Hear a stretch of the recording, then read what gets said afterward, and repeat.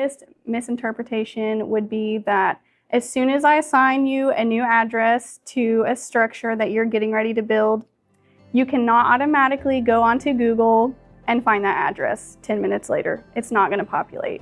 I get that very often. Unfortunately, I do not work for Google or Apple Maps, but it is automatically live on our site, so first responders are able to pick that up. Google will not pick it up, and most likely until you start receiving mail.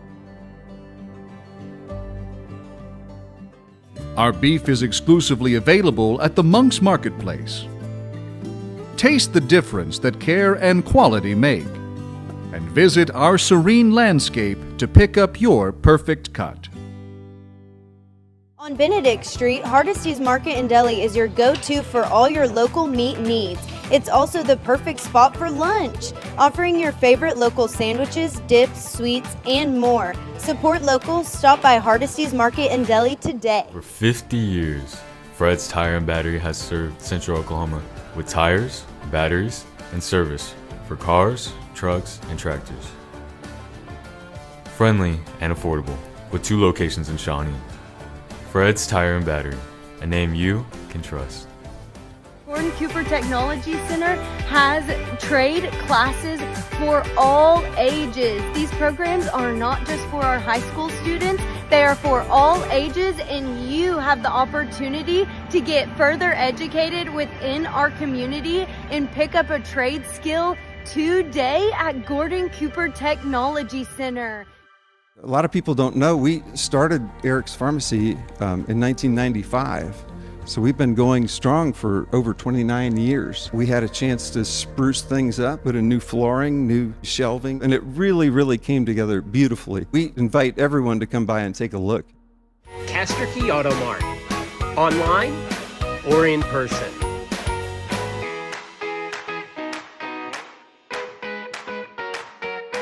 Castor Key Auto Mart. They're good people to deal with. We have just had some wonderful homecoming ceremonies, and we're ready for some football, aren't we, Mark? Well, I can't tell you, we are really ready to play some football tonight, and tonight, Daniel, is the time to win. This is the time to do it. I think that the coach is really looking for the players to step up tonight. Give us your thoughts. Well, basically, everything tonight, everybody starts with a clean slate tonight. The preseason is over. From here on out, it really matters from here on out. It's the District 5A3 opener, Shawnee Wolves against the Harrah Panthers. We almost lost that game last year. We had to struggle there to win it, and Rigo Gutierrez caught a touchdown, an interception at the end of that game to seal it for us, but we almost lost it. You see the Wolves coming on the field tonight, and they're really pumped and ready to play this game tonight. Heading to the center of the field. Last week had a heartbreaking loss. Against Ardmore Tigers, there was a touchdown. Actually, it was more like an apparent touchdown. We watched the game film on it, and it looked like really that maybe he didn't catch that ball after all. But that's the way it goes sometimes. The Wolves really played well all game long, except for that one time at the end of the first quarter of play when they let Ardmore drive all the way down and score. And that was really the heartbreaker of the game last week. It really was. It looked to be a mental letdown. They were so pumped about getting their score, and then they allowed that heartbreaker to come in. Lamar White really stood out last week. He really ran the ball well. The line of scrimmage, it seemed that we won against the bigger Ardmore. We actually outrushed Ardmore 153 to 106, and our passing game struggled a little bit. We only had 10 yards passing, but number 22, as you say there, Lamar White, had 98 yards for 20 carries. And year-to-date, he's got 31 carries for 199 yards. So he really is the workhorse for the Shawnee Wolves this year. Set to kick off here tonight as the Shawnee Wolves will go on offense first there. And we see the Panthers just about ready to kick that ball off. Number 1, Paul Kinman, a senior, is kicking off. Lamar White and Carter Whitson back deep for the Wolves. Let's play some football. We're ready to get this thing underway. I'll tell you, we're hungry for a win. We had one in 2 games, and so we're ready to see a win tonight. Carter Whitson's going to pick it up there on his 2-yard line, tries to get through the middle there, and he actually has a couple of blockers in front of him and makes it all the way down to the 28-yard line. A good run back for Carter Whitson. That looked to be about 25, 26 yards on the run back. He got it off a one hop mark and took it directly upfield. He had a lot of room to play. I'll set the offensive setup for you here in just a moment after this first initial play. The Wolves will go on offense, and 1st and 10 now. We'll spot the ball actually about the 29-yard line is where the officials are going to put that. So we've got great field position right off the bat, which is exactly what we need.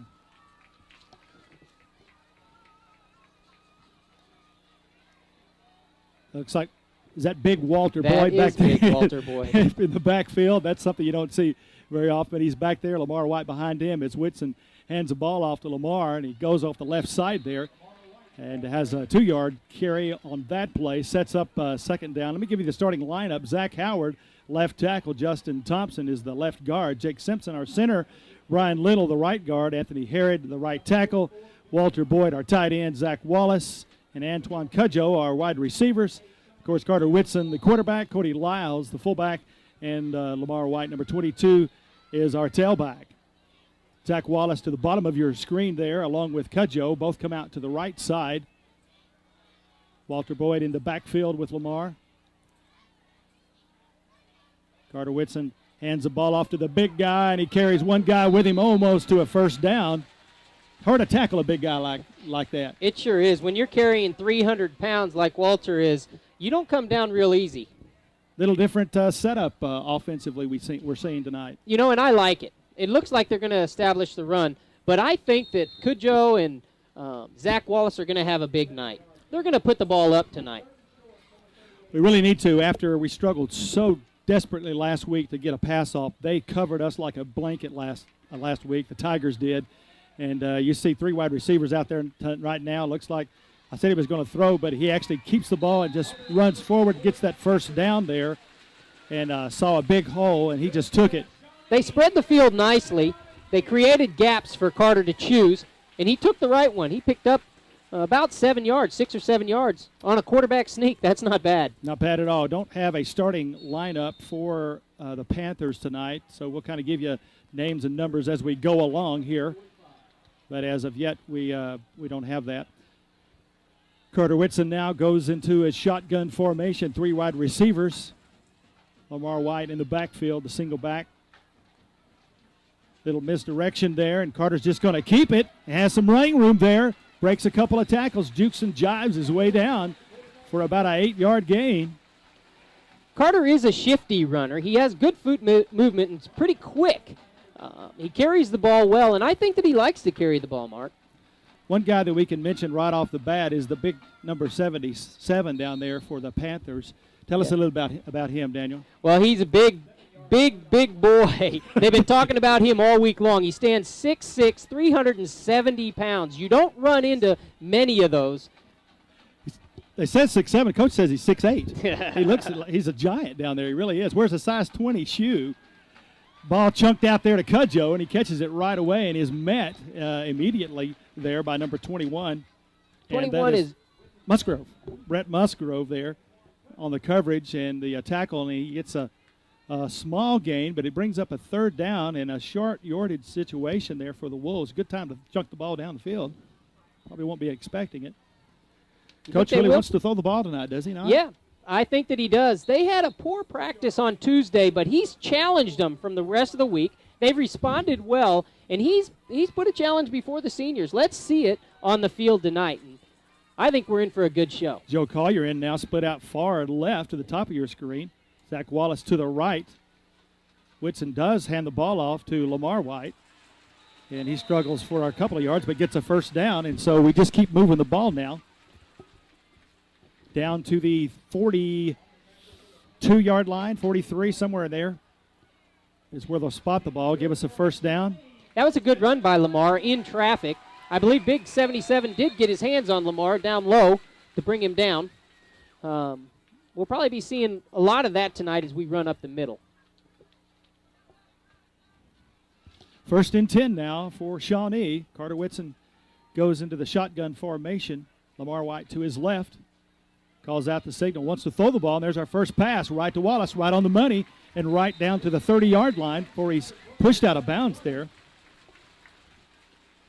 And we'd like to thank Lloyd Trianary and Company for helping make this broadcast possible. Lloyd Trianary, accountant in Oklahoma City, handles some Shawnee accounts as well, quite a few of them, and he has helped us out in making this broadcast possible. Thank you, Lloyd Trianary.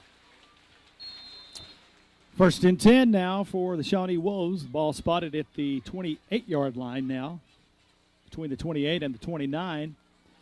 Just moving the ball basically on the ground, thrown one pass play, but we're keep to moving the ball. This is an interesting setup now. We've got 2 wide receivers back-to-back on the right side and the left side, and line formation there.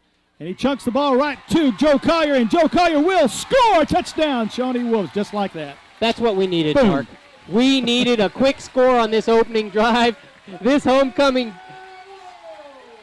crowd, I think they like it, Mark. That's fun. Did you see? I've never seen that lineup like that. They were lined up back to back, 2 wide receivers on either side. An interesting setup there, and that's probably difficult to defend that because they went man-man coverage there, and Collier was the open receiver, and boom, he was gone. Right up the middle. They created that gap. That safety had to come up and try to take somebody, man. Parsons to hold, Betterton to kick the ball. Ball's down, up, and it is no good. And so Adam Betterton misses his first. That is his first extra point that he has missed this year. You're right. Betterton used the truth. We've been impressive with our kicking game so far this year, but I thought that it was interesting, just like you, in that last setup of that play, and they had old Walter Boyd out wide behind Joe Collier. I don't think any cornerback would like to see that. Oh, gosh. He is so big and just so talented. He really is. Well, that was fast. And that was exactly what Coach Whitson wanted.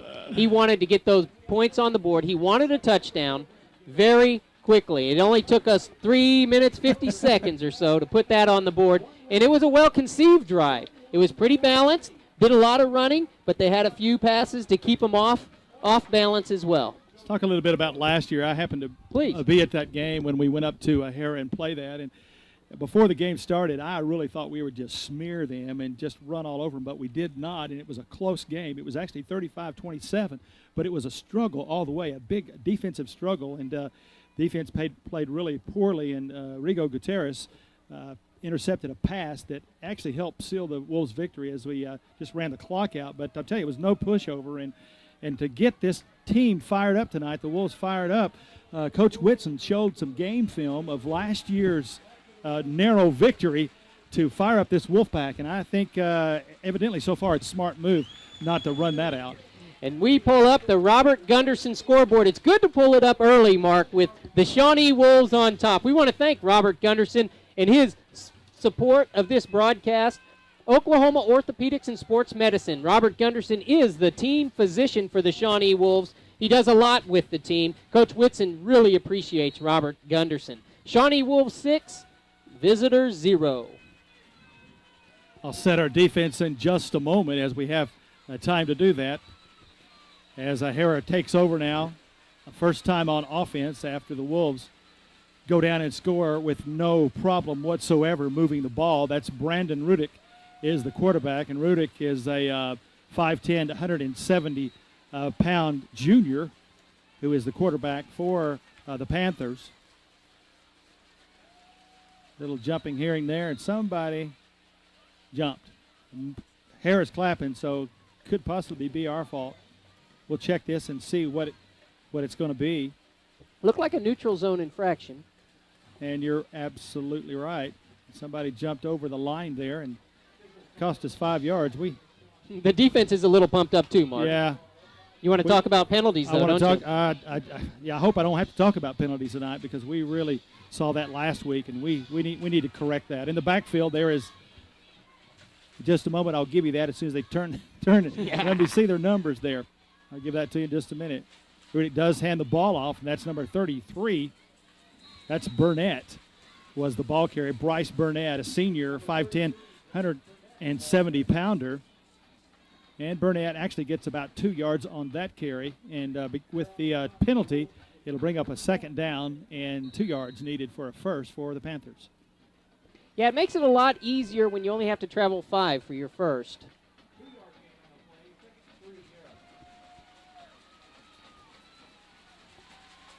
Big Chris Brandon there in the middle. Another handoff there, and he stuffed in the middle and gets close to a first down. It's going to be right on the line, and David Holmes helped out in that tackle as well. I think he's probably going to be there for a first down. They do give him the first down, so with the help of the penalty there right off the bat, that gives them a first down on a couple of plays there. So that's number 2 at the bottom of your screen. Justin Soto, the wide receiver, comes out there. They want to run a wing T offense structure offensively is what they do. It's a very deceiving offense to try to defense against. And then that's number 14. That is not on my program tonight. Number 44, Ben Knotts. 44, I'm sorry. That's okay. 44 is Ben Knotts. That is their leading receiver. I didn't see the 1. I just saw the 4. Ben Knotts has really carried the ball for them a bunch. In fact, I think he's carried the ball something like 72 times already in the 3 games this year. That's a lot. Yeah, it is.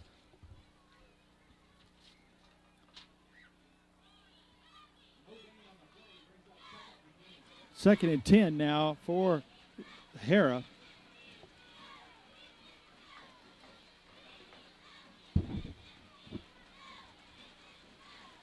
Quarterback hands the ball off again. And he gets a couple of yards. I was going to talk about Knotts there, Ben Knotts. He's leading rusher with 72 carries, 324 yards with 3 touchdowns. So, that's about 27 yards a game carrying the ball. So he is their workhorse. In contrast, our leading rusher is Whitson on attempts, and he has 46. Now, the leading yard gainer for us is Lamar White with fewer attempts. Rudick, the quarterback, under center. Hands the ball off to that first man through there, and he's stacked up right on the line of scrimmage. Defense is doing a great job now of stacking them up. That's Bryce Burnett again, the ball carrier. We really closed that middle down, Mark. I'll tell you, Will Thompson was in on a couple of those tackles as well, and it's good to see Justin Bedwell back in there as well. We've had some injuries. We'll talk about those in just a minute. As you see, Thompson and Bedwell check out there, and we're set up now for a punt recoverage. Collier's back there deep to receive. Gets off a short, very, very short punt. Shanks it to the side of his foot. Does number 21, Bress Musgrove. And now looks like it's an 18-yard punt. It's not very far. He's going to have to do better than that. Let's see if the Wolves can move it down the field again. Take advantage of this good field position. First and 10, Shawnee on their 44-yard line. Second time possession tonight for the Wolves. Cudjoe to the bottom of your screen. Zach Wallace to the right. And Whitson goes into a shotgun formation. That's Cody Lyles there. Whitson's going to keep the ball, finds the right side, finds a first down, across the 45-yard line into the Panther territory there. Good hole. It was. The reason I mentioned Cody is he was up there lined up just behind the tackle guard. It turned out to be where Carter ended up running, but that was a different looking formation as well, Mark. We've seen that a lot earlier in the year where Cody is in the wingback formation there, lined up as the wingback, and he little tighter than usual. Little different formation, little different structure we're seeing tonight in the offensive formation for the Wolves. He's going to pass the ball out to Cudjoe, and Cudjoe tries to break a tackle, but he's got 3, now 4 tacklers on him, and he gets nowhere except on the catch where he gained maybe a yard or 2. Looked like little Nick Beavers took him down, number 7, right there. I say little, he's 6'1", at least. Second down and 7 now for the Wolves. 4 minutes, 26 seconds and counting in the first quarter of play. Offensively now having no difficulty at all moving the ball are the Wolves. Tight formation now with Wallace out to the right. Lamar White takes the ball, runs off left tackle, gets close to a first down. And we want to thank the Sonics of Shawnee with the $3.99 Big Cheese all this month. They've helped make it possible for this broadcast. We want to thank the Winneringer-owned Sonics right here in Shawnee. There's 2 on Kickapoo, 1 on Harrison. Stop by and let them know that you're thankful for their support in Shawnee Wolves football. It's third and a short yardage situation now for Shawnee. And Whitson does go in the shotgun formation, however. Cordy Lyles back there along with White. Fakes the ball to Lyles, hands it off to White. Or excuse me, that's McClain that's in there. Mark McClain has come in for White as White took a breather. Pardon me, and McClain does a great job of shaking off a couple of tacklers and getting a first down. McClain's a different type of runner than White. Yeah, I saw that when he took the ball immediately. I could tell that's not Lamar White, and he just has a different kind of shift, a different way that he runs, but he can get down the field and does a great job. He's a little shorter runner, a little smaller runner. Yes, he is. Very quick, and he's also very quick to cut, where Lamar is smooth up the field. 3 wide receivers, 2 to your left and 1 to your right. That's Cudjoe in the bottom of your screen. Whitson barks out the signals in the shotgun formation. Wants to throw, has Cudjoe over there, and now immediately we see a flag on the field and stops the play. And that is an illegal motion there, illegal shift against the Wolves, and that'll back us up. So the only way we've been stopped tonight is by penalties. So far, I think that we're going to continue to have success moving the ball. But I believe from a discipline standpoint, Coach Whitson would not like to see these penalties. They did hurt us last week against a good football team. Harrah has been plagued by injuries as well. They've got 7 players that play ball, both offensively and defensively, and they've got some injuries as well. 3 of their linemen, their fullback, their wingback on the offense has been injured, so they've been plagued by injuries as well. Carter Whitson now to throw the ball under some pressure for the first time tonight, and he's almost brought down, and then finally he finds a way to break that first tackle there. That was, I think it was number 44, Ben Knotts, that came in there. I think you're and right. made the initial, almost tackled Whitson, but he's able to break away and get back a couple of those yards that he lost. Ben Knotts blitzed from his linebacker position, caught Carter from behind. Carter didn't see him until late, but he came untouched, Mark. Obviously unexpected for them to blitz us there. 2 minutes left to go in our first quarter of play. 6-0 is our score with the Wolves leading Harrah tonight. Cody Lyles lining up now on the right side in the wingback formation. Whitson goes under center, hands it to McClain, and he finds a big hole. And he runs around the right side. He's to the 10, to the 5, and out of bounds goes Mark McClain on a fine run. That was a nice run. He made his quick cut to the outside, and he picked up that extra yardage. That was a 30-yard gain for Mark McClain there, down to the 30-yard line. That was a fine run, Mark. Looks like he's going to get a breather as Lamar White's checking back in. And he deserves it, too, and also was that hole created there, which allowed him to run. I'm telling you, that was quite a hole he had to run through. And they ran right through the big guy over there, number 77. You're exactly right. Lamar White, single back now, as Carter Whitson goes under center now. Ball first and goal to go. And Lamar White takes the ball out to the right side, makes a cut, and gets close to a touchdown, but he only gets to the maybe 1 yard line, I think is about how far he got. Marking him down at the 4, it looks like, 4? Mark. We don't have the greatest angle. That's all the way across the field from where we are. I sure thought he got more than that. I'm with you. The ball was the ball on the 5 earlier? I was on the 6, excuse me. Partner, I'd help you out if I could. We're running out of time here. The clock's coming down to 45 seconds. We'll get one more playoff probably, and then that'll be the end of our first quarter. We're going to try to score here, though. Wide receiver split way out there is Zach Wallace to the bottom of your screen. And the handoff goes to, I think that was Lamar White again, and he's tackled immediately and with no gain. So they're stiffening up here is the Harrah Panthers to some kind of a goal line defense all of a sudden we're seeing now. And now the clock is going to stop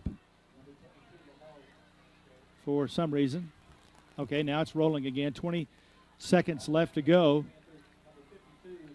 probably will not get this play off. So why don't we take this opportunity to recognize another sponsor.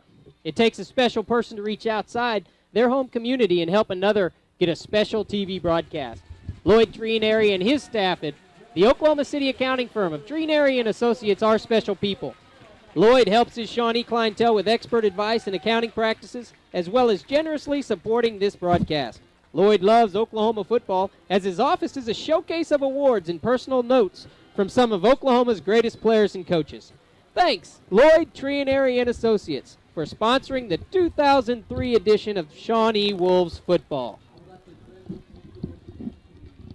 Well, thanks to Mark McLean's 30-yard run, we find ourselves down on near the 5-yard line. We've actually gained 2 yards and lost 1. Actually, I think he got down to the 6. That was about a 29-yard run. It was a good run. It was a great run. Give or take a few yards there. Yeah. But we are marked now. This is a better angle for us, Mark. We are marked right outside the 5-yard line. Yeah, because we actually are not sitting on the 50-yard line. Our booth is actually about the 40. I'm at the 43. Where are you? Yeah. At the 44 and a half? Maybe. So it gives us a little bit better vantage point when we play on the north end of the field as opposed to playing on the south end. And we can see a little bit better. I think you made a good point, though. Harrah stiffened up there. They seemed to believe that the run was coming 2 times in a row, and we didn't get any yardage, Mark, whereas we've been running over them before this. Probably see some kind of a spread offense this time, I would assume. Maybe a bootleg by Carter Whitson or some type of misdirection play there in order to get the ball in. We need to go ahead and score right here, right off the bat. And in the beginning of this first quarter of play, our score is 6-0. And then the question is, do you go for 2? But let's don't get ahead of ourselves here. Yeah. Let's get the touchdown first. Cody Lyles there, and there's Cudjoe, and he had a touchdown, and he dropped it. And he knows it. Yes, he knows did. it. So you go for it here, I guess, probably more than likely, rather than kick the field goal. Carter Whitson's looking over to his dad, the head coach, Brent Whitson. And Coach Whitson. That's their call. They are going, it looks like, on 4th down. Yeah, and it's probably the right call considering how well we've played already. Harris had, I wish we were keeping stats, Jacob, on how long they've had the football and how long we've had the football. They've had it, maybe 5 minutes? I don't know. No, not even long. that. One drive. One series. One series with 1 first down. Yeah, this game is moving along at a rapid pace because of the fact that because our defense is doing so well. Carter Whitson is going to do a misdirection play, and he does hand it off on the end around to Cudjoe, and he struggles and does not. He reaches in. He gets in. I thought he didn't make it. I saw his knee go down, but he struggled and stretched out that frame of his, which is not that big, but he scored. And he did. He had a great presence there to know he was right at the goal line, and what he did as he was falling was he reached out that right arm with the ball and put it right over the goal line.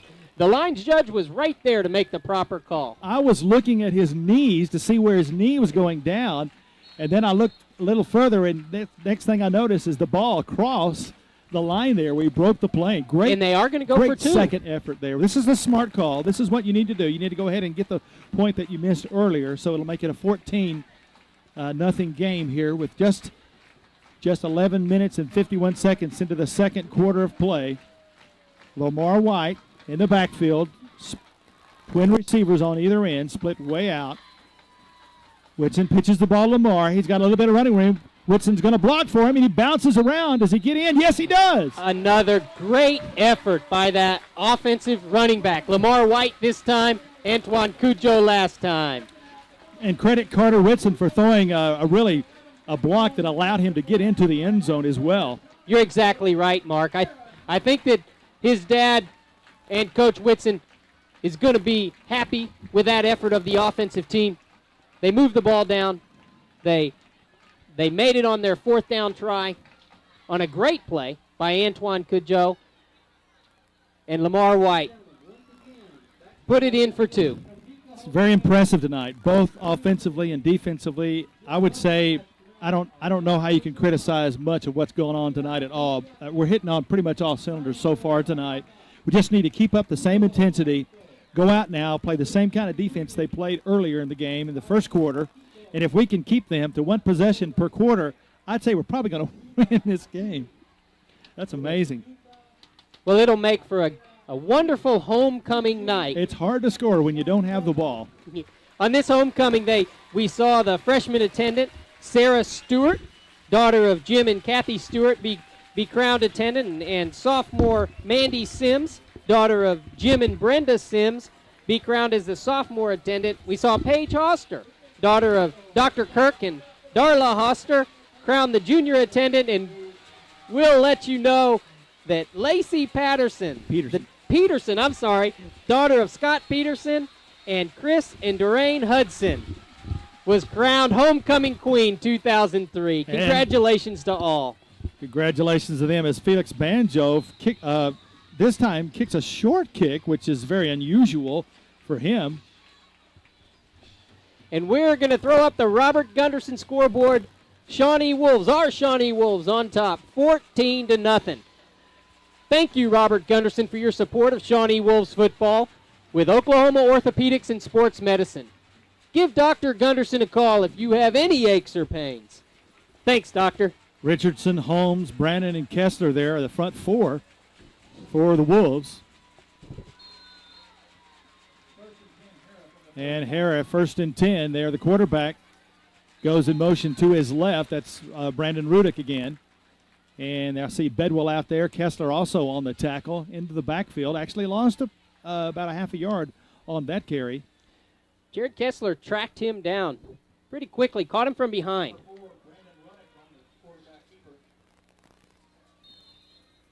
Good to see Bedwell back in there. It really is. We missed him last week, though. The defense really put up a stellar effort. Really struggled in our linebacker situation with injuries. We'll talk about that in just a moment. Well, let's talk about it right now. We've really had a difficult time this year with our linebackers. Of course, right off the bat, Tyson Brown was hurt and has not even seen one down of play yet. Hoped he would be out tonight, but he's not quite ready to come back, and expected possibly back next week against Durant as we play that game on Thursday night. We'll talk about that. There's a penalty on the play, by the way, illegal motion, which will push them back 5 yards and bring up a second down. Also, of course, Torrance Ely's had an ankle injury. He's out there tonight, and Eric Combs also has had some difficulty with a groin injury, and both will play tonight, probably limited action. Chicago Heron's still out, and Kessler is taking his spot tonight. Second down, long yardage now for the Panthers. Hand off to the first man through there, and he goes to the left side, and tackled, gets a couple of yards. Big 73. I'm sorry, I should have known. Chris Brannon stopped the runner. He's almost as big as 77, yes, but not quite. Chris Brannon, when he falls on you, you know somebody has fallen on top of you. He falls with an oomph. He sure does. Ben Knotts, the running back on that last play. Now it's 3rd down for the Panthers, and Rick wants to throw the ball. Does have a man open there, and he catches the ball at the original line of scrimmage, but he's tackled immediately by Bedwell. And David Holmes out there from his defensive end position. That was Danny Sweeney who made the reception, but it's not near enough for a first down. It'll be 4th down, and the Panthers will be forced to punt. David Holmes being on the outside, I called it an end, but he's actually officially a defensive tackle. So it's been 1-2-3 punt, now 1-2-3 punt again for Harrah, and that's what we like to see, defense stiffening up here. Joe Collier back to receive the punt, and that's kind of a vertical spiral, and again, it goes out of bounds. And so no chance of a return, and 30-yard punt, so a decent punt with no return. So we'll get the ball back again now for the second time in the second quarter of play. You know, I'd like to mention our sideline reporter who gives us up-to-the-minute information of what's going on the sideline actually has seen that our coaching staff is not really happy with us yet. What do you think about that, Mark? Well, I know Coach Whitson really wants them to stay fired up and stay focused and win big tonight. And I just I know that's what he wants to see happen. 4 wide receivers now, 3 to the right, 1 to the left. Jason Bourbonnais out there now. This little misdirection play, and he pitches the ball back to Lamar White. He's got some room out there, following his blocker right along the way, all the way down to the 49-yard line. And that was a great, great run. Pitch back to Lamar White as he rolls around to the left. Gets great yardage, first down. About 15 yards, and that's what I'm talking about. How could the coaches not like that? And what I have to say, I think they probably do, but they want these kids to know that they've got a hard season in front of them. They're starting with the district opener tonight. It's all business in our coaching staff and with our coaching staff. Maybe I like to hear that. It's the poker face, I guess, the coaches are giving now. Maybe. It is a timeout, and that will go toward the Panther end of the field as the Harrah Panthers call a timeout now. Let's take the moment to be able to recognize another one of our great sponsors. I really appreciate these sponsors in making this broadcast possible. Dennis Morris, a State Farm insurance agent. He's more than just insurance. He makes a commitment to you and your family. Dennis Morris. He's a personal friend of mine. He handles all my insurance. I wish that all of you, Shawnee, would give Dennis a call and allow him to help you with your insurance needs. That's Dennis Morris. Say thanks, Dennis, for helping make this broadcast possible. 9 minutes, 25 seconds left to go in our first half of play as Harrah calls a timeout. 1st and 10 now for the Wolves. Ball right there at midfield. And our offense goes over and talks to the offensive coaches there, Coach Whitson being among them and giving them some advice what to do here. As we have this opportunity to look at the Shawnee High School field, I want to say that we have really been blessed in this home schedule with wonderful weather in which to play these football games. Nothing's been torn up on that field yet. We've had 3 straight weeks of hard football. 3 home games in a row. Next week we'll go on the road on a Thursday night against Durant. 1st and 10 now for the Wolves in shotgun formation. That looks like that's a busted play, but he makes something out of nothing, or maybe it was designed all the way, because I would like to see that play every time if that's a busted play. That was a quick 9.5-yard pickup. Carter Whitson again showing how shifty he is on his feet. It looked like it was going to be sort of a counter play, and he didn't hand the ball off. He just stopped in his tracks, turned around, did a 180, and headed back in the direction of Lamar White, and maybe it was a design play. It looked kind of strange, but it worked for a big yards gain there of 9 yards. Whitson wants to throw the ball, pump fakes, finds his man Bourbonnais out there, and he stretches out, and it almost catches the ball. It was on his fingertips, and he just couldn't hang on, but that was a great pass by Carter Whitson. Great pass, great effort, at a great catch, and I'll tell you, that was a no-huddle, quick spread offense, and Bourbonnais actually had a step or two on his man. With the pump fake that Carter Whitson gave there, it gave him just enough time to have some separation from the defender there and got open, and the ball was just a hair overthrown, and Whitson slaps his hands and wishes that he had just been a little bit more on target, but it was close. I mean, that ball was thrown well. That makes for good football. We want to see some of those diving catches. That was so nice, and he made a great effort to try to catch up with the ball. Just wasn't able to hang on to it, but he had his fingers on it, and that's about it. Walter Boyd and Bourbonnais both to the left side. Cudjoe Wallace out to the right.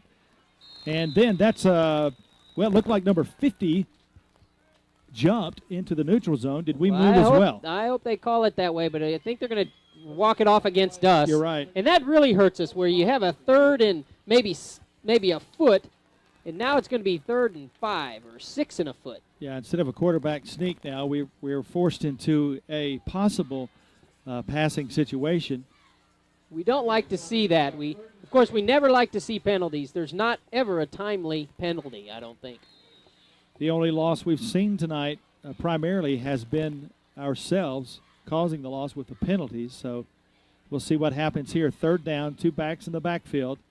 Whitson will throw the ball to Cudjoe out there. And the little swing pass works for a 1st down. It was a nice pickup. I like that little pass that they do over the middle. They threw it once last week. I think it was our only completion, as a matter of fact, against Ardmore. It picked up about 10 last week, our total. And this time it picked up about 10 yards. Earlier in the year, we've seen that particular pass play. I think that's probably one of our favorite plays across there. And it's a short pass play, but it usually works because it's so quick to develop. that normally the defense doesn't have time to react, and so that's why it's so effective. Carter Whitson under center now, and it's 1st and 10 for the Wolves. And that time Mark McLean comes in for Lamar White and stuffed immediately there. That's one of the best defensive stops we've seen tonight as he gains maybe a foot on that play. McLean checks out now, and Lamar goes back in. That, again, was an interesting formation in which we had all of our receivers in a bunch on this close side, and Walter Boyd just off the line, almost in a wingback position. A lot of different offensive formations we're seeing, a lot of different varieties of that we're showing this defense tonight. And I, if I was a defensive coordinator, I'd be very confused as to what we were going to do, and that's exactly what the strategy is tonight, I think, for the Wolves. It seems to be working quite well. There's a pass out to Cudjoe, and he catches the ball and finds some running room. He's still there to the 15, to the 10-yard line goes Antoine Cudjoe, and he made it a great play there. He sure did. Out of almost nothing. He had big Walter Boyd out there to start, but he soon lost Walter on a block, and he made an extra 15 yards by himself. That's some yak right there. Yards after the catch, that's right. We haven't been able to talk much yak We sure lately. haven't. Didn't talk any yak last week. But that sure was a nice run. That was a 25-yard pass play from Whitson to Cudjoe. And we are moving the ball again down to close to our end zone now. I would say we're just about into the red zone. Yeah, I'm going to call it that because we're at the 10-yard line, and Whitson wants to throw the ball. His man's covered there, and there's a flag down. We're going to get a penalty there for defensive holding, and he's wide open. Never mind, we'll take the touchdown. I think you're right. The defender saw the flag go down as well as we did. He stopped. Zach Wallace kept going and was wide open in the back of the end zone. And their coach is going to be some kind of mad over there. Oh, I'll tell you, that shows the nerve of Carter Whitson to stay outside, get some extra time, and beeline it to his receiver, Zach Wallace. I'll tell you what, you called it exactly what happened there because the receiver the defender knew that he was going to get flagged, and he just quit. And, if I had a choice of a touchdown or a penalty, I'm going to take the penalty. You mean the touchdown? No, I'm talking about them. I'm talking about the defender there. Sure. And he just let him go. You're Adam right. Betterton on now for the extra point, his second try of the night, and this time it goes right up the middle. So he's back on target again, is Adam Betterton with a great kick there. And now a score 21-0. Woo. Thank you, Robert Gunderson. Yeah. For the graphics on this fine night of Shawnee Wolves football. We're up 21-0. We're moving the ball. Oklahoma Orthopedics and Sports Medicine. Thank you, Dr. Robert Gunderson, board-certified orthopedic surgeon, and also Shawnee Wolves team physician. We want to thank Dr. Robert Gunderson and his support of Shawnee Wolves football and his support of this broadcast.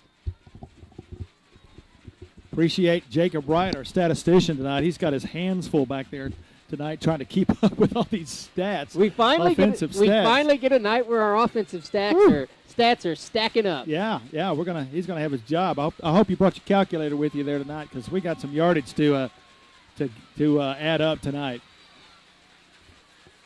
Yeah, this is good. This is what we wanted to see. I really expected this to happen tonight. I really did. I anticipated it, and exactly what we thought would happen is happening, and that is the Wolves are taking complete control of this football game, both offensively and defensively. Just under 7 minutes left to go in the first half of play. Banjo to kick off. That's Danny Sweeney, number 22, deep to receive the ball. And let's see if Banjo kicks the ball into the end zone this time. And yes, he does. And Sweeney is just going to touch it back and let the ball go out of the end zone. And this time, Sweeney's back on target again, too. Kicks it out of the end zone. 1st and 10, set up now for the Panthers. And we want to take this opportunity to thank Dennis Morris, a State Farm insurance agent here in Shawnee.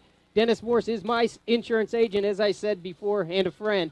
And he's generously contributed to this broadcast, helping to make Shawnee football on TV a reality. I know from experience Dennis Morris is committed not only to my insurance needs, but to my family's all-around well-being. Dennis is an insurance agent you can trust for any insurance need. Dennis Morris, the State Farm agent for you. Let Dennis know that you're appreciative of his help on this broadcast. Panthers have the ball now for the third time of the game, and Rudick's going to throw the ball. He actually has a man out there deep, and he really was open, but the ball was underthrown, and because of that, the ball was almost picked off by Joe Collier out there playing cornerback. Yes, Joe was, it looked like behind a step or two, but the way that ball hung up there, Joe had the best opportunity to make the catch. Had the ball been on target, possibly could have been caught, but it was underthrown, and now that's going to set up a second down and long. Really, I'm sorry. I like to think that Joe was baiting him there. Wing T offense now. 2 wide receivers to the right. A little different structure of Wing T offense that we see there. And then that's the fullback, Ben Knotts, who gets the handoff, and he wishes he didn't because he's met immediately and actually brought down. David Holmes was there. Wesley Grant was there. It looked like Jared Jackson was there. There was a host of Wolves there. Defense having some fun tonight. I mean, really, this is when football is fun, when you know that you have control of this football game, and everything you do is right. And that feels so good for a team to have that. We really needed that because I know we've got a good football team. And last week we played well, but we just, about one, I keep talking about it, but it was that one series that shot us in the foot. And otherwise we would have probably won that game against the Tigers. It's third down and very long yardage now needed for the Panthers. 3rd and 15 as Ruddock goes to his right. He's going to throw the ball, and he just throws it out there, and it's out of bounds. And Corey McAvoy actually makes a play on it, but has no chance of interception because the ball goes out of bounds. And now they're going to have to punt deep in their territory. Yes, it looks like we'll get good field position again, Mark. And you're right, on those 2 passes, I think the Wolves had better chance at making the receptions than the Harrah receivers. Who is that? Who's back there? 21? 28? I've been saying that same thing all night. It's so hard to see their numbers. That ball's blocked! The punt is blocked, and it goes into the end zone. And it does a smart thing there to kick the ball out of the end zone because that will create a safety instead of a touchdown. So smart play. Barrett Gilly gets in there. I saw them a couple weeks ago working with Barrett and the angle that he needed to take to get to that punter. It sure paid off today. Well, credit the Panthers for kicking the ball out of the end zone, which actually resulted in a 2-point play instead of a 6-point play. So they actually didn't lose 6. They only lost 2. That's right, but they've got to give the ball back to the this still got to give it back. Shawnee Wolves offense. Oh, I'm telling you what, everything is working now. Even your special teams. Special teams are working tonight as well, the kicking game. Well, and I think this is what the coaching staff wanted. They wanted to come in and they wanted to treat this homecoming crowd to a big victory. They wanted to show these Shawnee fans who've come out nicely these first 3 games that they have a good football team this year. And what does that say to the rest of our conference as well, those other teams that look at that scoreboard tomorrow and see how Shawnee did and see that we took it to them pretty handily? I think it's going to show well. Correct that. That was Jarrett Jackson that was in on that block punt. Oh. So we'll give him credit for that. But I believe Gilly was in there as well, or Bedwell. Whitson deep to receive, along with Lamar. It's Paul Kinman.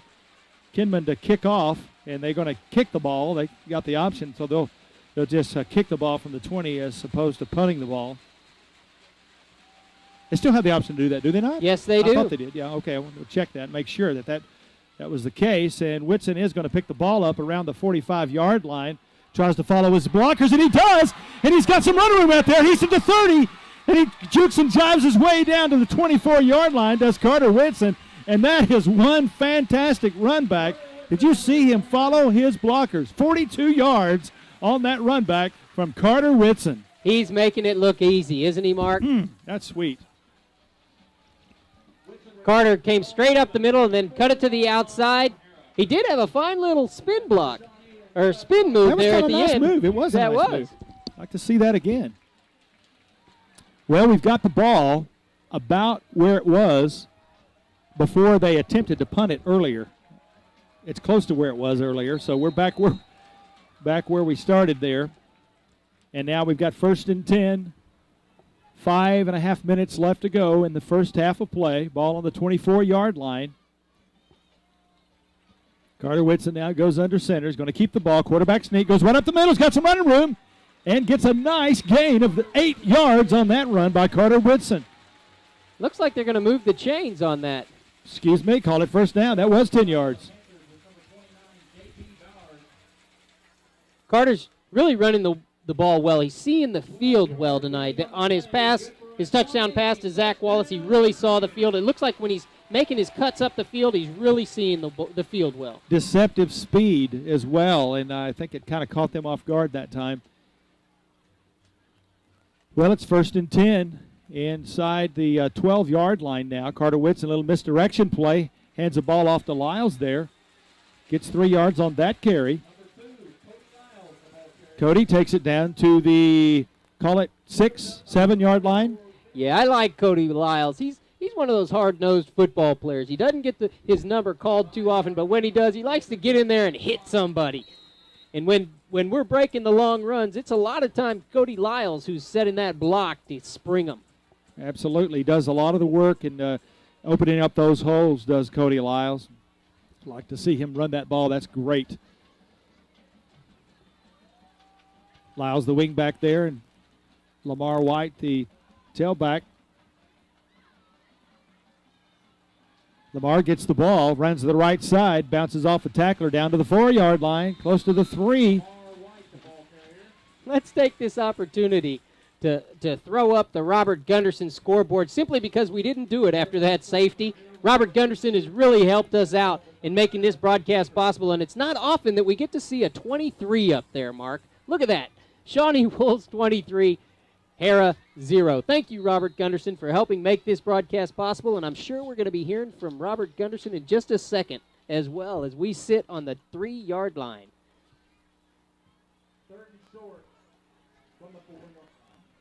That's the most points we scored already this year. 3rd down and 1. Carter Whitson has the ball, rolls to his left side, and he's got the end zone. Touchdown, Carter Whitson. He got right inside that pylon, and you called it. Can it be any easier than that? They made it look simple. That puts us up. I believe we scored 28 points in Guthrie, and now we're at 29 here. Mark, I like to hear you prognosticate. Oh, man, that's sweet. That is awesome. Yeah, 28 points against Guthrie, 14 against Stillwater, 7 against Ardmore. And already in our first half tonight, we've got 29 points on the scoreboard, and Adam Betterton is trying to make it 30. Parsons to hold. Ball's down. Kick is up, and it is straight through the uprights. Thank you, Adam Betterton. 30 points. And there it is. The Dr. Robert Gunderson scoreboard tells us Shawnee Wolves 30, the visitors nothing. This is with 3 minutes left, 3.5 minutes left in the first half.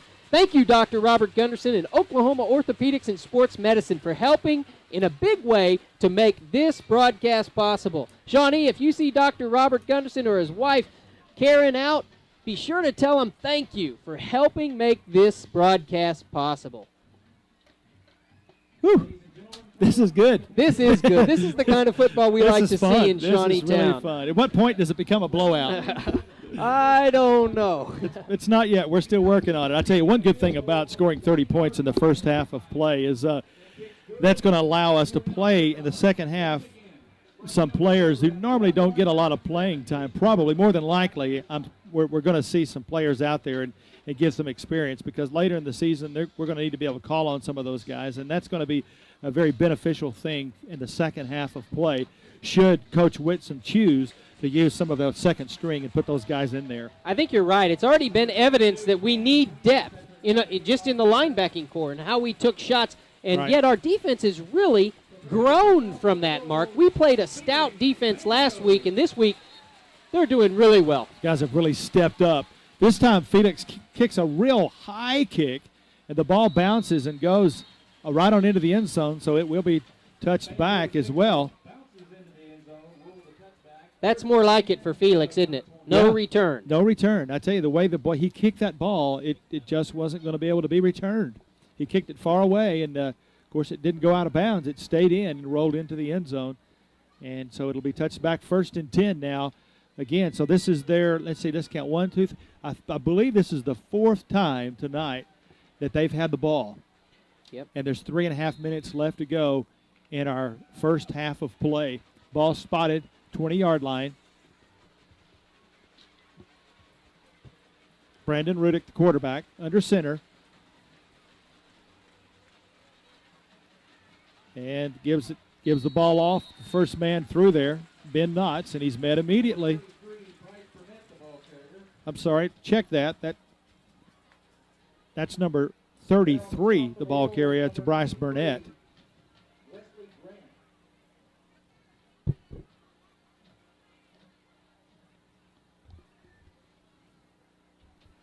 Three minutes left to go in the first half of play. Defense doing everything right. Offense doing everything right. Special teams the same. And this is the kind of football night where everybody's just hitting on all cylinders, I'm telling you. Rudick, the quarterback, now under center. Knotts goes in motion, and he hands the ball off to Burnett, and they are absolutely just getting nowhere. I mean, they can't do anything. Even trying to run over the big guy, they still just cannot move the ball I was whatsoever. speaking to David Holmes earlier today, and he was talking about having that taste of those last 2 losses still in his mouth, and he really hated that taste. He needed to get rid of it. There's nothing like a victory to get rid of that taste. And when you get beat by a team that you really felt like was the better team, then you can kind of live with that a lot easier. But when you get beat by a team that you thought that you actually were better than they were, that's hard to swallow. And that's what happened last week against the Tigers. At least that's what I saw, that we actually were the better team, but just didn't quite were able to pull that off. A lot of misdirection play there. And ball carrier rolls out to his left side, and the Wolves smell that out immediately. That's Brandon Cook, the ball carrier there. You saw what they can do with that type of wing T offense and throw a lot of misdirection, but it didn't fool us at all. No. Richard Sims and Carter Whitson were out there. Jared Jackson pushed him out really deep in his backfield, allowing his tacklers time to get up there. Had they had some speed on that play, they might have been able to do something with it, but they just weren't able to. I think that's Nick Murray is going to punt the ball. I believe that's Nick Murray. It's Joe Collier back standing at his 47-yard line to receive it. Let's see if we can block it again. We get close, but we don't. And a terrible, just an awful punt off the side of his foot, 15 yards, 18 yards. Check that. Didn't go very far at all. And have you noticed our field position tonight? Almost every time, we're right almost where their offense started. I'm telling you, it has been a remarkable our field position. It really has, and this is the type of field position that Coach Whitson likes to have. He likes to operate with some acreage behind him when he's beginning. Okay, let's see what we can do, Daniel. It's 1 minute, 24 seconds left to go. Can we score before halftime? I'm going to say that Coach Whitson would love to see us run a little bit of hurry-up offense here and see if we can get that ball in the end zone before the break. Carter Whitson fakes the throw, then he finds his man, and Zach Wallace, and am I profit or what? Touchdown. Holy smoke. As quick as it could Good be. grief. I thought it would take us longer than that, though. Zach Wallace for 32 yards on a fine pass from Carter Whitson. Again, they like to give the little hitch. They really do like to give it. He put the ball right on his numbers, and Zach's going to catch that one every time. Holy smoke. I'm telling you, that is I expected us to score, but I didn't think we would do it that quickly now. The Harrah Panthers are going to get the ball back, and let's see if we can hold them again. Adam Betterton to kick, and his leg is going to be tired tonight from kicking that ball through there, and Mr. Betterton does it again, and now it's 37 to nothing. Well, I think that's one of the reasons why Coach Whitson wants us to continue scoring touchdowns is because he feels that we need to continue to practice our extra points since we missed that first one. What do you think, Mark? Well, it's working. Yeah. Because he hadn't missed one since then. As you said, it's 37 to nothing. We get to throw up the Dr. Robert Gunderson scoreboard again. Board-certified orthopedic surgeon and friend, Dr. Robert Gunderson. Thank you, Dr. Robert Gunderson, for helping make this broadcast possible. Next week we go on the road against the Durant Lions, and I've got a little bit of special interest in this particular game next week. I'm going to go up. Well, we will not carry that game. That's an away game, by the way, but I'm going to go up there and watch there at Paul Laird Field. That game is actually on a Thursday night because they share the field with Southeastern Oklahoma State University there in Durant at Paul Laird Field, and so because of that, they're having to play the game on a Thursday night, and Coach Wilson doesn't like that at all because you miss a whole day of practice when you do that. Of course, it's the same for both sides, but I tell you what, we're going to scare the Lions when we come in there next week when they see what the final score of this one is. They're going to be nervous. Well, hopefully we can come away with a couple of victories. Banjo again kicks the ball, and is that a field goal? Did he kick a field goal? He almost did. We should give 3 more points to Felix Banjo. Tell you what, that's amazing. It would be nice to get this victory, get the Durant victory, and come back to Shawnee against Tulsa, a Tulsa school, for the October 10th game, which we are going to carry. Yeah, that'll be our next home game, and you'll see that game on next Saturday morning, and then played again on Tuesday night at 7 o'clock. That's right. Saturday morning after every home game at 10 a.m., we have the broadcast, and then again at Tuesday at 7 o'clock, and that is on cable channel 30 that you're watching right now. I suspect there'll be a lot of people watching the game tomorrow and Tuesday night just to see how well their Shawnee Wolves did. Let's see, we got 1 minute left to go, and the quarterback is just going to keep that ball and hope the clock will run out so we don't get the ball back and score again. I don't see anyone calling any timeouts. They don't want to stop it now. They want to go in and lick their wounds and try to salvage something out of this game. I don't know what positive things their coach can say when you're losing 37-0 at halftime. That's quite the blowout already. Second down, 48 seconds, clock moving. Ruddock hands the ball off to the end around there. Number 25's got a wide open, and that's why you can't quit. That's exactly why you can never, ever give up, and you have to stay in there, mind-focused, and the coach will talk about that one. That's Alan Swordhall, number 24, who just made a great run of 28 yards on that carry. And so the defense kind of backed up a little bit that time. You're right, Daniel, and coach is not going to be happy about that. I wonder if he'll mention the last minute of last week's game Can of never the first half. Give up. You've got to stay focused the whole game long. Anything can happen in any particular play if you let your hair down. If you don't keep your focus. A lot of misdirection we're seeing there. Whole lots of misdirection play as Ben Knotts gets the ball, and he's stuffed immediately there. Jared Jackson and Richard Sims in on that tackle. They really did stuff him. Yeah, that's going to do it, though. I think they got close to being in our territory, but didn't quite get in there, which is a good thing. I mean, that's a positive thing there, that they kept them out of our end of the field. And that, somebody calls timeout with 3 seconds left. I guess that's probably going to be Panthers, And yes, they do, with 3 minutes left, 3 seconds, left in the first half of play. 37-0, our score. Wolves leading Harrah Panthers big time. The points are piling up tonight.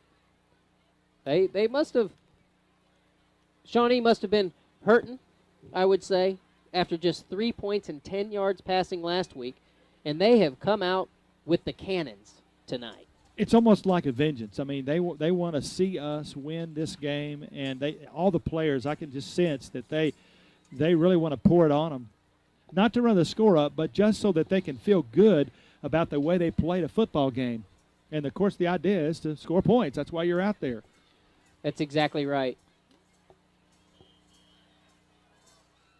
That's going to show how well our defense really is to the other teams in our conference, and a lot of positive things we're going to see tonight. 3 wide receivers to the bottom of your screen, 1 to the top there.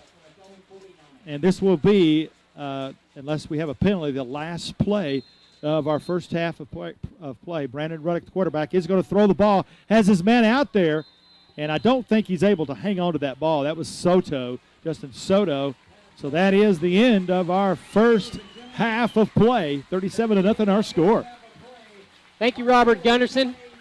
We'll be back with the pride of the Wolves Pride Marching Band, Pride of the Pack, in just a moment.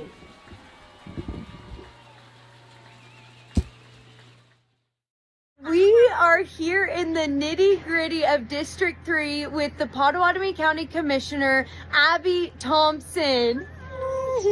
So, Abby, I want to know, because this facility is, like we said, way different than the downtown Broadway facility, but how often are you working here versus downtown Shawnee? So obviously on Tuesdays I try to be at the admin building because we have our commissioner meetings, but usually every other day of the week I do my best to be down here. I love it down here. Yeah. Yes. Kind of let's tear down, get dirty, play in the dirt. Yeah. Yes. So I really do love it down here. Yes, and being down here and seeing the guys working, answering calls, being everywhere, and yes, they do get a break every once in a while. Don't worry, you guys. Sometimes. But it just made me realize they really are the ones that have to answer these calls and work in winter, rain, summer, shine. You get it. And I think people forget, some of them take trucks home. If we get calls in the middle of the night, we never stop working. They get called out, they have to go do it. So they work very, very hard. Absolutely. See, I don't think I realized that they have to work on call and all of that stuff as well. Yes. And so it just makes me appreciate, one, I don't come out to mod half as much as I should. Well, you should. Yes. Which is where District 3 barn is located, is in Maud, Oklahoma. And it allows me to realize that there's a lot going on all around Potawatomi County. And there are advancements going on around Potawatomi County. So thank you so much, Abby Thompson, for your heart for your county. We are so blessed. I love our county. We have such great people. I love my crew. I couldn't ask for a better one. And I just want to remind you, girls aren't afraid to get dirty, right? Yes. Rhinestones and dirt. Woo! Yes, I love that. Well, congratulations, Abby Thompson. You're making history while you're a District 3 commissioner, and we are so grateful for how you run the show over here. So thank you. Thank you, Abby. Love you. Bye. Our beef is exclusively available at the Monk's Marketplace. Taste the difference that care and quality make, and visit our serene landscape to pick up your perfect cut. On Benedict Street, Hardesty's Market and Deli is your go-to for all your local meat needs. It's also the perfect spot for lunch, offering your favorite local sandwiches, dips, sweets, and more. Support locals. Stop by Hardesty's Market and Deli today. For 50 years, Fred's Tire and Battery has served Central Oklahoma with tires, batteries, and service for cars, trucks, and tractors. Friendly and affordable, with 2 locations in Shawnee. Fred's Tire and Battery, a name you can trust. Gordon Cooper Technology Center has trade classes for all ages. These programs are not just for our high school students, they are for all ages, and you have the opportunity to get further educated within our community and pick up a trade skill today at Gordon Cooper Technology Center. A lot of people don't know we started Eric's Pharmacy in 1995. So we've been going strong for over 29 years. We had a chance to spruce things up, put in new flooring, new shelving, and it really, really came together beautifully. We invite everyone to come by and take a look. Castor Key Auto Mart, online or in person.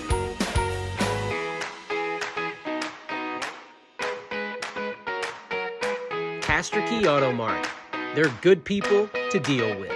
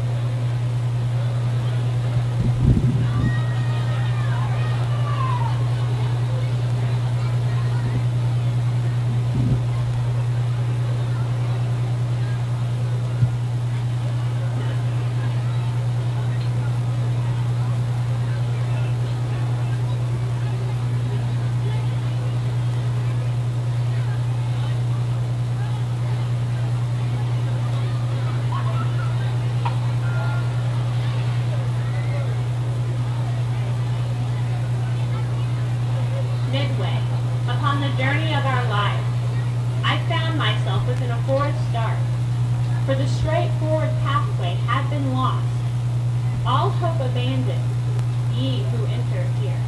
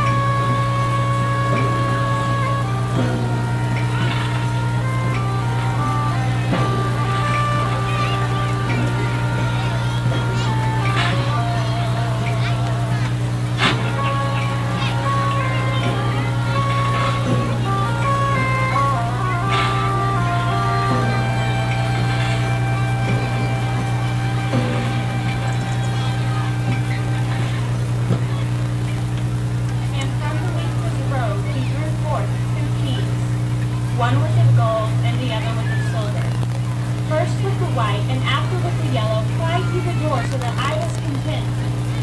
Enter, but I give you warning that forth returns whoever looks behind.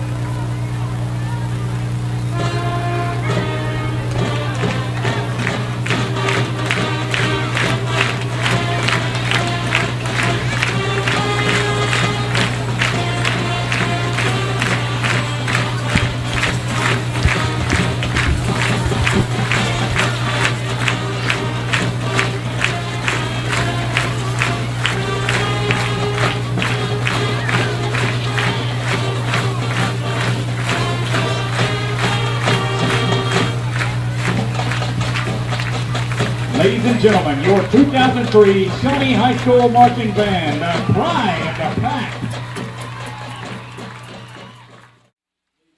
And here we are with the second half, getting ready for the kickoff. Mark, what do you think about that first half? It was all good. I mean, everything you can say about the offense worked. We were hitting on all cylinders.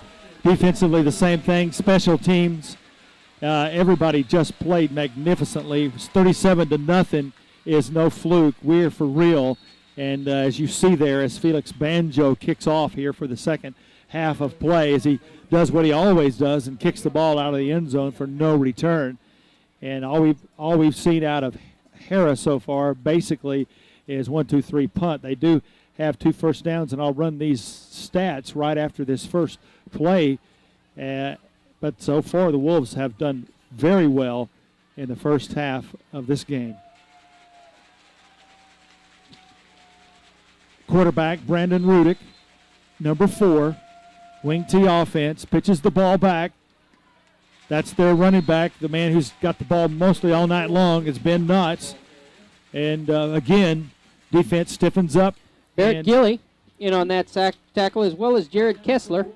Talk about some stats here. The Wolves had 7 first downs to Harrah 2, 122 yards passing and 5 for Harrah, 128 yards rushing, 36 for Harrah.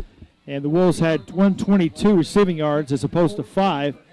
3 penalties for 15 yards, no penalties for Harrah. 4 for 5 on third down conversions and only 1 of 5 third down conversions for Harrah. Wolves never punted the ball, and Harrah had a 17 average, punting average is all they could muster of that. Quarterback's going to keep the ball, rolls to his right side there, and gets maybe a half a yard. Will Thompson moved up quickly to make that tackle. It's good to see us making tackles on their side of the scrimmage line, Mark. It certainly is, and let me talk about Carter Witz in a minute on passing. He passed for 122 yards in the first half alone. White had 33 yards, and Carter Whitson rushed for 46 yards. Cudjoe had 28 yards receiving, and Wallace 65. Quarterback now wants to throw the ball. Has a man out there. He is open, and immediately brought down by Joe Collier. But they're able to throw the ball across the field. 22, Danny Sweeney made that catch. I was still looking for a number. Danny Sweeney does make the completion, but it's not near enough for a first down, as there was a loss on the previous play of a yard, and a loss on the first play as well. And so they get back a little bit what they lost, but there's still 4th down and 4 yards to go. So he's going to be forced to punt. And they fake it, and it works. Fake punt. I see a flag go out, however, and we'll check that and see where that's going to go before we give them the first down. But that was a pretty swift play there for the Panthers. And it was a late flag coming in, Mark, from the line judge. Usually that's the one who would call offsides. We'll have to see what this call is.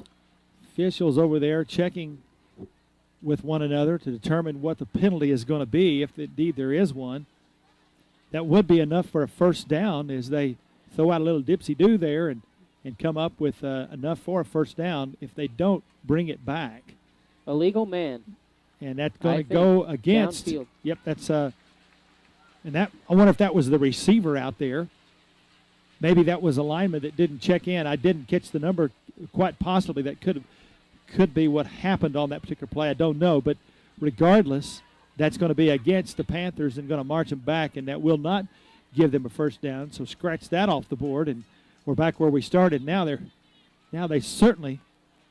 They marked 15 yards off. That's a big one. I don't think they'll be faking again, Mark. I wouldn't. I wonder. Look at them. They don't even believe that the ball is back so far. They're still. I don't either. Ref, you don't mean that. You mean here? No. I'm sorry. You got to back 5 more. So. Daniel, he is kicking that ball almost at the goal line. This will be a great time for Jackson to get in there again. And a heavy rushing. He has to. This is a weird deal because he tried to kick the ball and he couldn't because they were on top of him. So he just keeps it. He'd been better off throwing the ball. At least he wouldn't have lost more yardage. You're right. Be able to do something with it, but he was able to do absolutely nothing. Credit a wonderful rush there.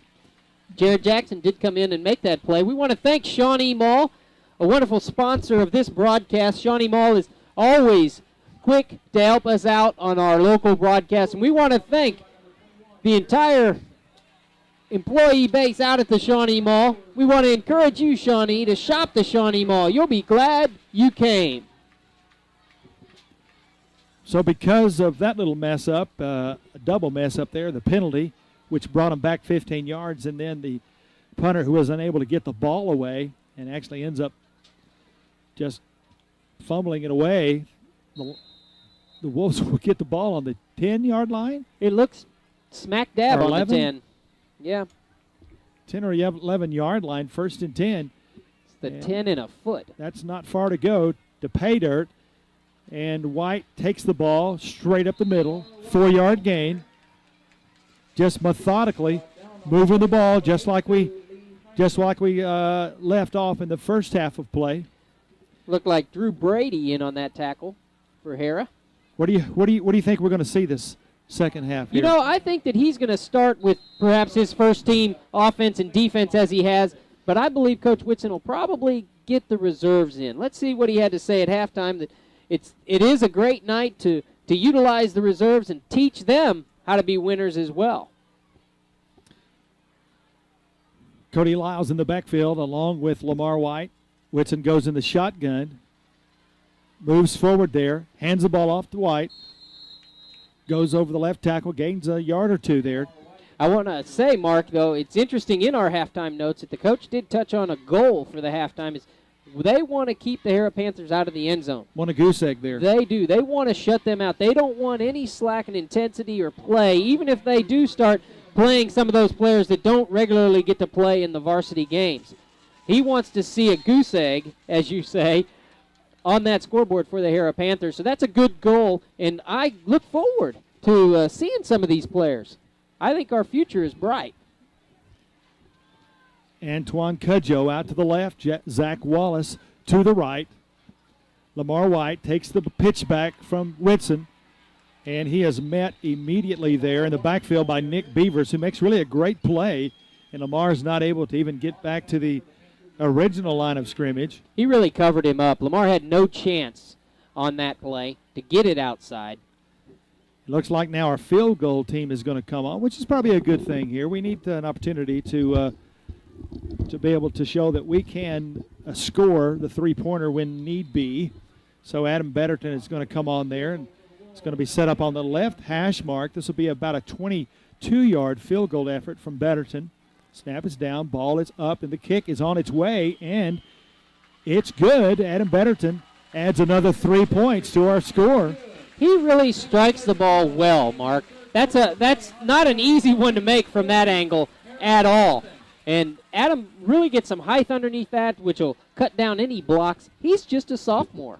Just a sophomore, and Adam Betterton shows not only he can score with the extra point, which is always crucial to have somebody back there who consistently kicks the extra point and does a great job, but also can kick the field goal when need be. And so that's a 22-yarder, so we'll add some more points to that scoreboard there.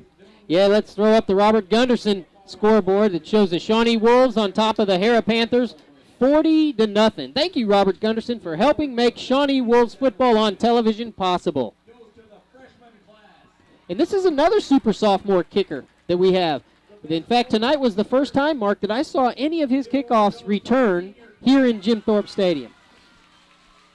Haven't seen a kicker like that in a long time. You don't normally see. Of course, he's got the wind at his back now, but he was doing that earlier with the wind in his face. And I think with it at his back, he almost made a field goal. Yeah, that was that was almost 75 yards. They kicked that ball earlier in the first quarter, or first half of play. Banjo again kicks the ball off, and this ball is no way you're going to return that ball when he kicks it that deep into the end zone. It'll be touched back, and again, the Panthers, as I've said all night, will start on their own 1st and 10. No chance to get any kind of run back, and that has really helped the Wolves to maintain and keep them in their end of the field.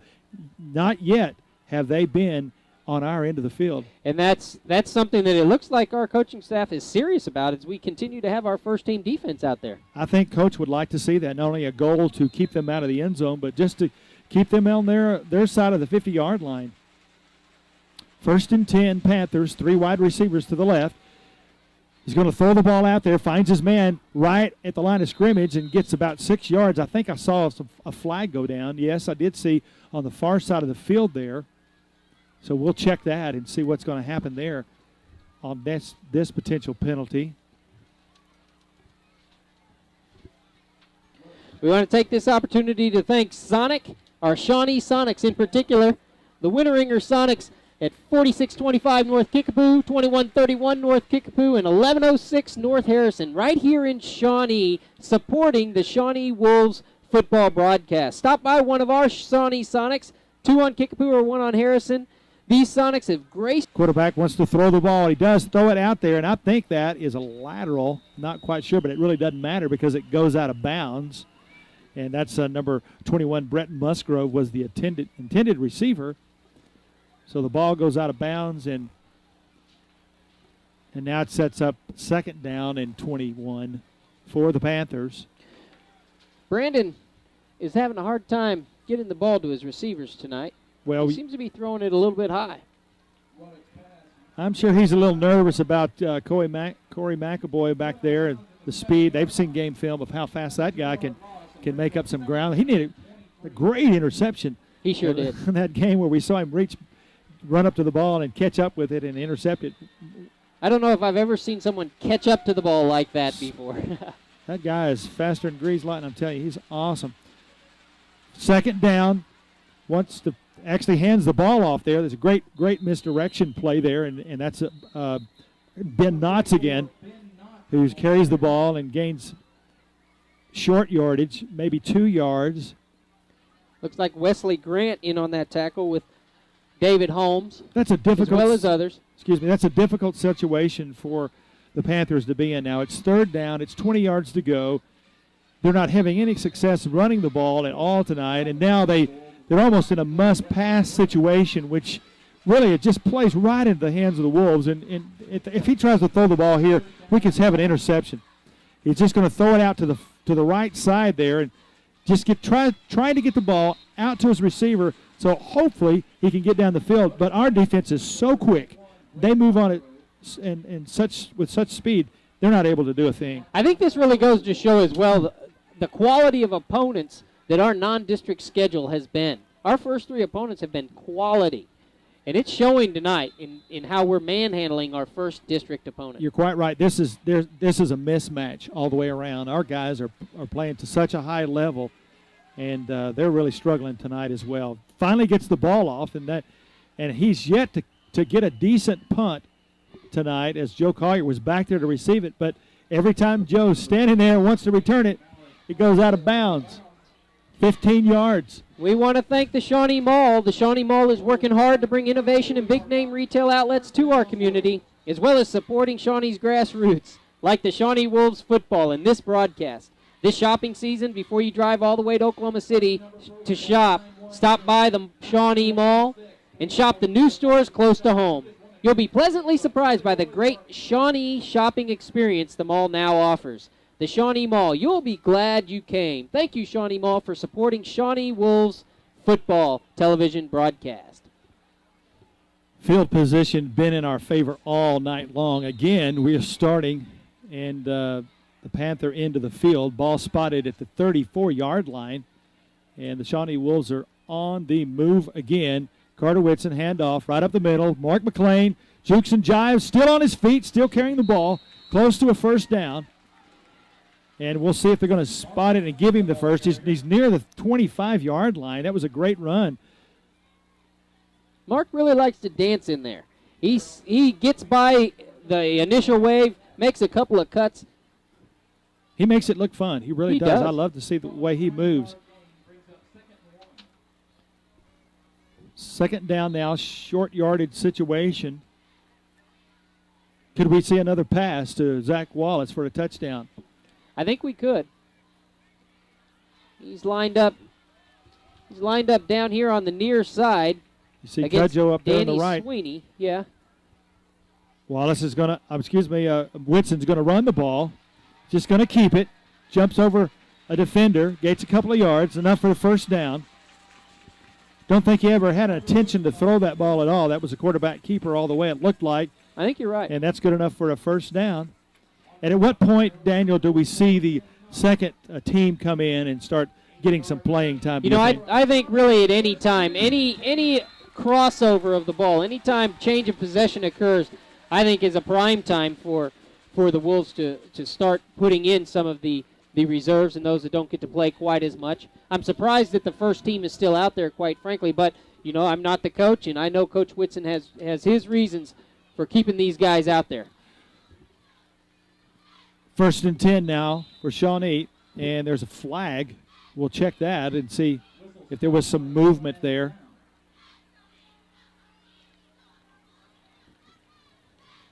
Now offsides against Harrah there, so they'll mark off 5 yards and get a little bit closer to the end zone as we move the ball now down to the 12-yard line. It'll be 1st and 6. Call it 1st and 5. Carter Whitson in the shotgun. Mark McLean to the left side. Cody Lyles there to his right. Wants to pass the ball, trying to find his man, and he just misfires there. and not quite sure exactly if they were on the same page there, as Zach Wallace kind of moved a little bit to his right, and the ball was thrown a little bit to his left side there. Looked like they were thrown into a heavy zone. He had 3 defenders right around him, so that probably made the decision of which way to turn a little more tricky to read. Carter Whitson had plenty of time to throw the ball. There was no problem at all in being able to get the ball away. He just wasn't able to make connection with Wallace out there, and so we'll set up 2nd down and 5 now and see what we can do here. Cudjoe splits out way far out there to the right side. Wallace on the left. Whitson now under center. Little misdirection play there, and that works fine for Cody Lyles as he takes the ball around the left side there. Little counter play. And gains great yardage. Going to be close to a 1st down, and I believe he's going to get there. Yes, he is. That's a good run by Cody Lyles. And I believe that we really want to see a touchdown here by this first-team unit. The first time they had it in the second half, we got stopped short. We had to kick a field goal. I think we want to see 7 points here. And we haven't punted yet, right? Am I right about that? Have not punted the ball I don't think that we have. All right, it's 1st and goal to go for the Shawnee Wolves. Ball on the 5-yard line. Carter Whitson goes under center now. Mark McClain in the backfield. Whitson's going to throw the ball, has his man there, and he pops him. And the ball bounces right off of Wallace's numbers, and he's just not able to hang on to the ball. Actually, it was pretty good coverage there as the receiver was right on him, and I don't know maybe if he pushed the ball out, but ball was there. Yeah, that's their bread and butter play there. I believe that 9 out of 10 times Zach Wallace is going to catch that ball. It was well thrown, and Zach did have good body position. We'll see that play again this year for a touchdown. Yeah, we've seen that slant play all along, that slant pass all along thus far this season. That's basically one of the favorite passing plays, and we'll see it again. Now we got a whistle. You don't see a flag. Is there a flag? Is there a timeout? Is there a timeout? I didn't see anybody call Harrah. Harrah time. Okay, well, I see that. Okay, Harrah calls a timeout. With a score 40-0. 3 minutes and 51 seconds left to go in the 3rd quarter. Let's take this opportunity again to recognize what happened this evening. It was a wonderful display, a homecoming display. I'm sorry that we weren't able to bring it to tape for you, but we'd like to tell you that the homecoming this evening, everybody involved just did a wonderful job. And we had attendance in the freshman class, Shelly Johnson, Sarah Stewart, and Megan Williamson. We also had the sophomores of Isha Gupta, excuse me if I mispronounce that, I'm sorry, Eden Porcho and Mandy Sims. We had juniors, Nicole Paris, Tara Kuykerdal, and Paige Hoster. And we also had, as seniors, Carolyn Lipman, Lauren Payne, and Lacey Peterson. It was a beautiful display, and Lacey was the queen. Lacey is the queen. She is now the reigning queen. The reigning queen. Congratulations to everybody that was in the court tonight. Everybody looked beautiful. The guys were handsome. It went very, very well. Maybe next year we can bring those homecoming festivities. That'd be nice. We'll try to work that out on the schedule next year. 2nd down, goal to go for the Shawnee Wolves. Carter Whitson in the shotgun formation now. That was an interesting play, and he hands the ball off as he dives forward.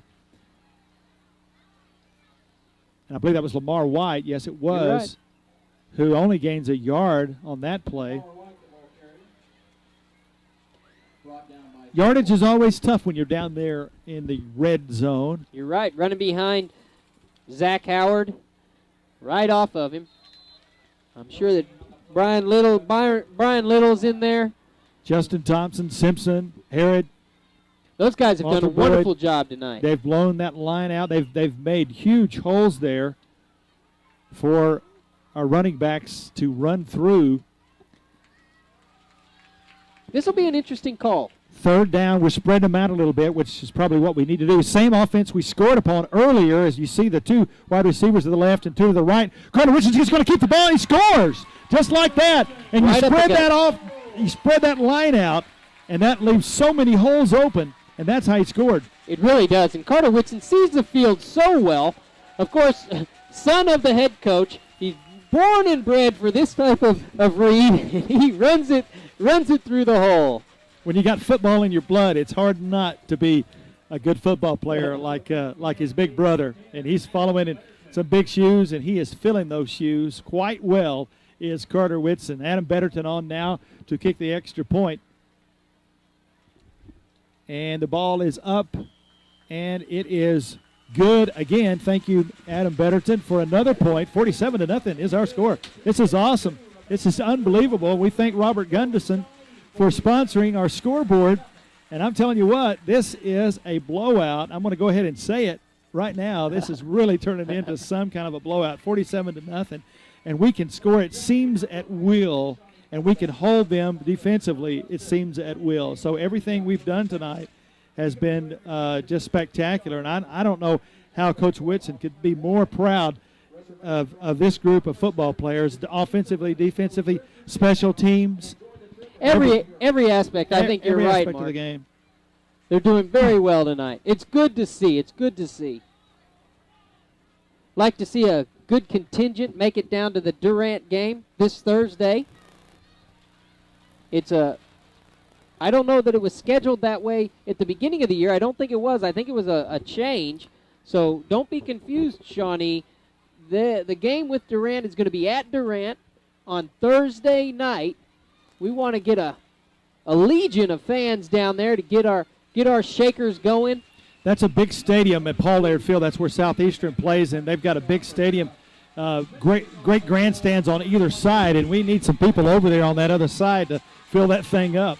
Felix Banjo to kick off, and again, the ball bounces about 8 yards deep in the end zone, and ditto, he does it again. 1st and 10 for the Panthers on their 20-yard line. Let me say a little bit about some of the other sports here at Shawnee High School. Talk a little bit about the Shawnee softball team. They've got a record of 26-6, so they're really doing well as well for our sports. One of our sports teams, conference record of 11-2, and they're ranked 5th in Class 5A.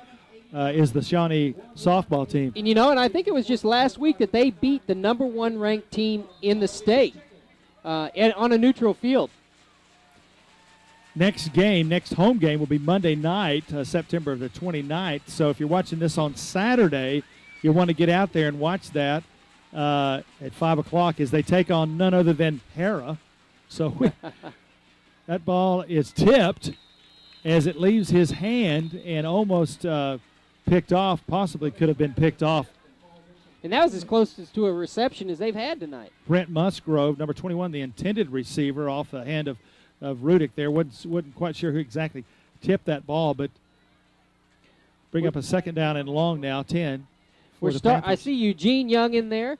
We're starting to get some of the people who don't play quite as much in. We like to see that. We'll try to call off the numbers as we see them. It looks like Garrett Akins back here in the secondary. Jason Bourbonnais out there. We've got. Did you call Brandon Davis? No, I haven't. I'm sorry. Is that? Antoine. I'm sorry, Antoine Brannon. That's who it was. I'm Brannon. sorry. I told his mother Verdana we'd give her a shout out when Antoine got in the game. So. Kyle Parsons, who normally holds the ball is out there. You see, pass play to the same receiver, catches the ball this time. And we want to give a shout out also Kyle's parents, David Parsons. We have. No, I'm wrong with that. That's not. I'm sorry, David. You're not Kyle's daddy. No.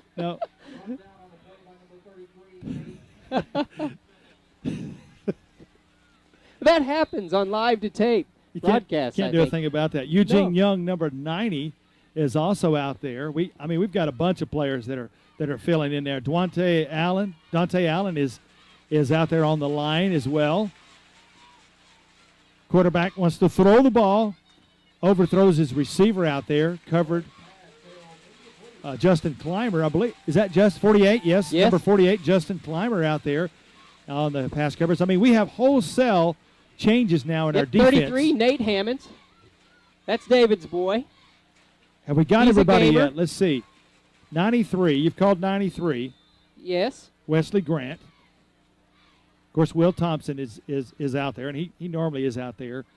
Is that Dante Allen? Dante Allen's out there as well, yes. Garrett Aiken, number 32, out here on the flat, left flat. And big-time pressure there. That's number 48, Justin Clymer, untouched to the quarterback. Boom. Well, that felt good. Yes, it did. Coach Whitson put a goal before this team and said, we don't want them scoring any points. And this second team defense is stepping up to the task. They went backwards, not forward. Justin Clymer gets a star on his helmet for that great sack. Number 24, that's Anton Brannon. Anton Brannon back to take the punt. He needs to scoot up because he hadn't kicked the ball that far at all tonight. And this time, he's not going to kick it that far again. Brandon's just going to let it fall there and roll dead at the 45-yard line. Yeah, he's been kicking that ball probably, 17 yards average, I think. 15 yards was his last one. And it looks like Joe Collier's coming out to lead the team. Going to play some taking quarterback. the quarterbacking duties. Was it the Anton Brandon staying out there? Was it the scrimmage where we saw Yes. Joe play very well? Very well. Against Ada. This will be good to see tonight. Give us a little bit of time, folks, as we call out some numbers here on offense. 66 is Jake Montgomery.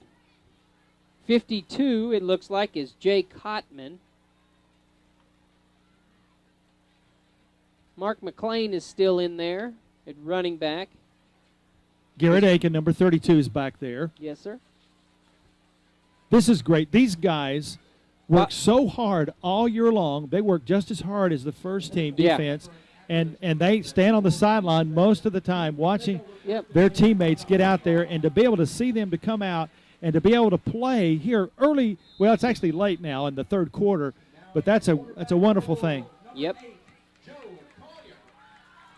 Joel Collier, the quarterback now. Let's get a touchdown. Mark McLean in the backfield. Collier's just going to keep he does hand off to McLean. McLean, a shifty runner there, does a great job. Brought down by Chris Bacon. I believe we have Bobby Hibben in there as well, number 34. I think Bobby's one of our running backs. Let's see, who haven't we called? Lucas Fletcher, number 30, just now checks in for Mark McLean, assuming he checks in for Mark McLean. They're keeping us on our toes tonight, and fortunately the numbers for the Wolves are a little bit easier to read than those of the Panthers. Yeah. Antoine Brannon at the bottom of your screen there as a wide receiver now. Collier hands the ball off to Bobby Hibben. Excuse me, I'm sorry, check that. Lucas Fletcher is number 30. And Lucas does a great job of moving the ball up to the midfield. And he gets a first down. It's good to see him moving the chains. I'd like to see this offense take it down and punch it in there, Mark. Oh, that would be just really nice to be able to see them could take control just like the first team offense did. Lucas Fletcher in the backfield. Collier in shotgun formation now. Collier's just going to keep the ball, roll to his left, got Fletcher as a blocker out there. He breaks the tackle, he's at the 35-yard line to the 30. And Joel Collier does a wonderful job. Close to 20 yards, it for a looks like. 22-yard gain for Joel Collier. And credit Lucas Fletcher out there leading the way through a great block, which sprung him free for another 10 or 15 yards there. Jeremy Napoleon out there as well, number 76. It's good to see them moving the ball. And we have 3 quarters under our belt as we enter now into the fourth quarter of play with our score 47, Shawnee, and Harrah, nothing. Gives us an opportunity to throw up the Dr. Robert Gunderson scoreboard. Thank you, Robert Gunderson, for helping to make this broadcast possible. Certainly appreciate you.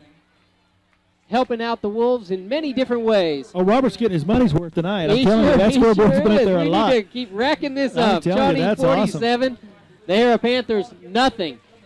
And that's where we want to keep it. We want to keep them in nothing and keep on showing this scoreboard. Thank you, Dr. Robert Gunderson. Well, I'll tell you, Daniel, as long as our second team offense is doing as well as the first team offense, one thing is certain, and that is Harrah is not going to be able to get the ball very much at all. And we have seen so far them take control and just hang on to the ball, just keep marching it down the field, and that doesn't allow Harrah to have the ball, and you can't do anything with it if you don't have it. You're exactly right.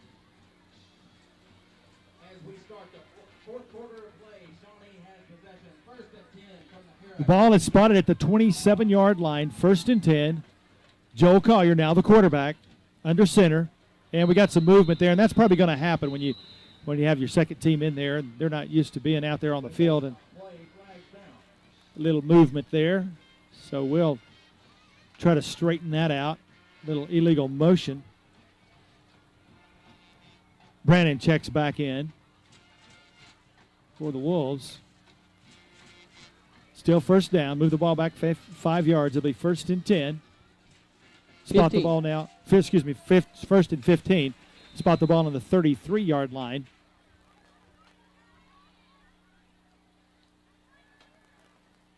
And Collier's going to keep the ball. Wanted to pitch it out. And just keeps it and gets back close to the line of scrimmage. That was Lucas Fletcher. A conservative play, Yeah. a smart play. You don't want to make a mistake down here. Wants to keep the drive moving in the way that they've been moving the ball. That they should be able to do that. And we see Felix Banjo for the first time come in when he's not kicking the ball that I can remember. Felix stands 6'3", 185 pounds, so He's a tailback. listed as a tailback. And that's fun. I mean, for the guys to get out there and do something different than they normally do. Banjo, the single setback now. One wide receiver to the left, one to the right. Pitches the ball back to Banjo. Banjo's got some running room out there. Cuts to the 25-yard line and crosses into the 30. Goes out of bounds. A flag goes down. We'll check that and see what the penalty is, if that's going to be a holding or what. And that's exactly what it is against the Wolves. So penalties hurting ourselves a little bit here on this drive. Looks like Joe is coming out from quarterback. I don't know exactly why, but looks like Adam Betterton is going to step in there and do some play calling. This is good. I saw Adam warming up earlier along with Whitson, and they were both side by side, and Adam was chucking the ball just as well as Whitson was, and Adam's a good kid. He does a great job, and we've already seen his skills as far as his field goal kicking and extra point kicking is concerned. Now we're going to get a chance to see him at quarterback, and Adam's a good kid. But they've given him a second down and 18. Yeah. That's not the kind of time you want to come in, but he does, and he can handle it. Adam's going to throw the ball, and I tell you what, that was close to being caught. It was almost there and just a little bit off the mark. And I'm seeing that was number 45. Is that Zane Myers? Yes, Zane Myers, number 45, the intended receiver. Not able to connect there.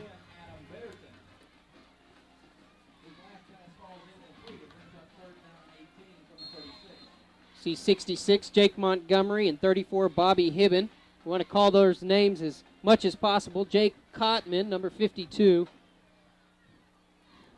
Again, we might not get a lot of opportunity to call these names. We want to We're doing let the the best people we know. can. Adam Betterton now under center. Hands the ball off to the second man through. That's Banjo, and the defense snuffs that out right away. And so they're going to be forced into a possible punting situation. However, we still have the ball deep, or at least into the Panther territory. They're going to spot this ball on the 36-yard line. It'll be fourth down, and now Coach is going to decide what we're going to do. It looks like we're probably going to go for it here. I think he's going to call a timeout. Well, no, they just reset the clock, so that was good. It was under 10 a moment ago, but they've reset the the play clock. Adams got plenty of time. Excuse me, Adams got a great arm. Again, like I said, I watched him earlier in warm-ups, and he's chunking the ball down the field right on target. So we're going to see what he can do here. He's got 2 wide receivers out there, does Betterton, and that ball just sails right over his head, and he's pressured, and he's going to get the ball away, and he does the smart thing, does Adam, is just throwing that ball away. And there's a flag that goes down, and we'll check that to see what that is. Holding is the call. And more than likely, they'll decline that penalty, will the Panthers, and they'll get the ball back at their own 36-yard line. That ball just kind of sailed right over Adams' head, and he did a wonderful job to recover, to be able to pick the ball up, and did the smart thing to throw the ball away. He sure did. Shawnee Cleaners sponsors this broadcast, your Shawnee Wolves broadcast, and we want to thank Shawnee Cleaners and Laundry for their help in making this broadcast possible. They offer same-day service all throughout the week. They also give drop-off and pickup service over the weekend. Not many do that. Drop by Shawnee Cleaners and tell Dwight and Darcy thanks for sponsoring Shawnee Wolves football. Got a mixture of some second-team defense along with some of the first-team defense still in there. And the quarterback hands the ball off, and he just starts breaking tackles left and right. That's a new guy out there, Cody McMillan, number 45. Coach won't be happy about that. He doesn't like to see him running through tackles. Try to call some of these numbers on defense as we have an opportunity. That's Ryan Coots, number 42, out there on the right side. Number 24 is Brandon out there. Looks like 93, Wesley Grant. Justin Clymer, who made the great play earlier on the sack of the quarterback. Kyle Parsons is out there. Quarterback just hands the ball off, and the defense stuffs it out. No gain on the play. 3rd down.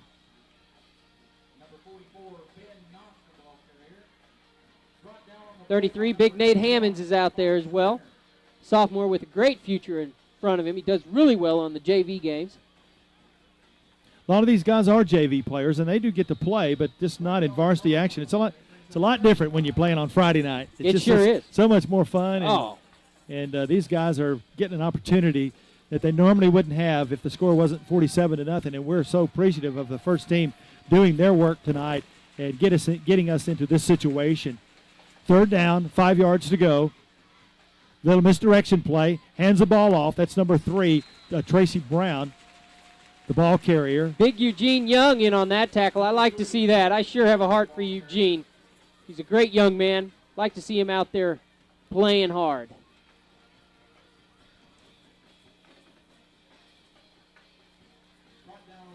Now it's 4th down. Be interesting to see if Harrah goes for this. Deep in their, close to midfield. They want to get some points. Come on, defense. 4th down. They're going to go for it here. 3 yards to go for a first, and I saw some movement there. It's a late fly. I saw it way before the referee did. It was number 50, I believe, Chris Bacon on the line there for the Panthers that moved, and kind of a delayed reaction. Well, actually, they're going to call us. Yeah. That's interesting. That's not the way I saw it.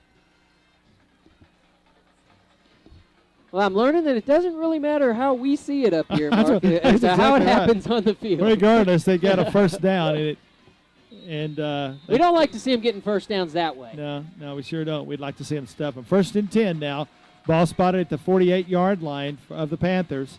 Again, some misdirection play, and that's Knotts who gets the ball. And I'll tell you what, that was a great play right there. And we'll check. That was Big Nate Hammonds in there on that last hit. 33. The runner got stood up, but he came back for some more, and Nate wanted to let him know that he didn't want any of him. That was a great hit by Nate Hammonds. Number 18, Nick Renderer, checks in now. Kyle Parsons will check out. A lot of players getting playing time tonight. Everybody's going to get their uniform dirty tonight, and I hope so.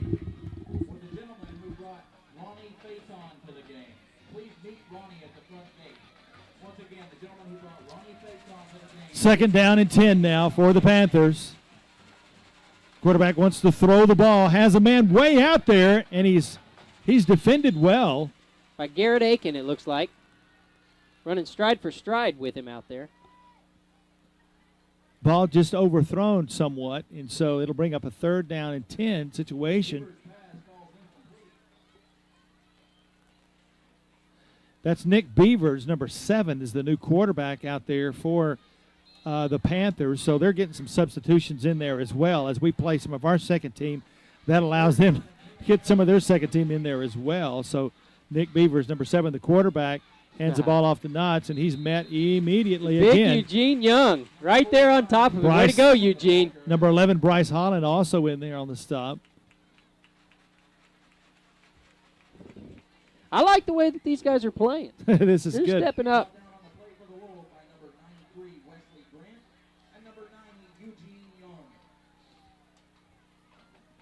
Brandon is going to be deep to receive this potential punt.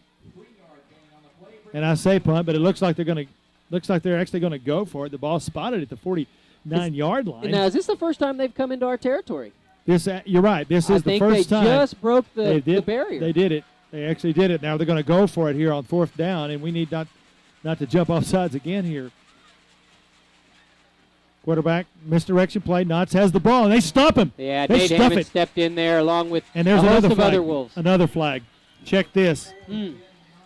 Seen a lot of penalties. All of a sudden, we're just seeing every other play now a penalty. And that looks like it's going to be a face mask, Mark. Yeah, it could very well be. It was in that area where you normally would see something like that, and if so, that will give them another 1st down on penalties. And you called it exactly right, Daniel, as that's what it was. And it won't matter if it's the 5-yard or the 15-yard variety, because that's still going to be enough for the 1st down. And they're calling it a personal foul. Unfortunately, it's the big one, which is where you grab it, you just kind of hang on to it, and the official comes over to the sideline and notifies the coaches what happened. And now both their 1st downs have come on Shawnee penalties. Yeah, then that's unfortunate. Now they've got the ball down now and at the 31-yard line, and so they're getting some deep penetration now, but because of our penalties, allowing them to do so. It's 1st and 10 now. Beavers, the quarterback. Tracy Brown goes in motion and pitches the ball out to Brown. Gets around the right side there for a gain of about 5 yards. Is that number 11? Yep. Pull that down, Bryce Holland? I believe so. Shane France, 36 now, that comes in on defense for the Shawnee Wolves.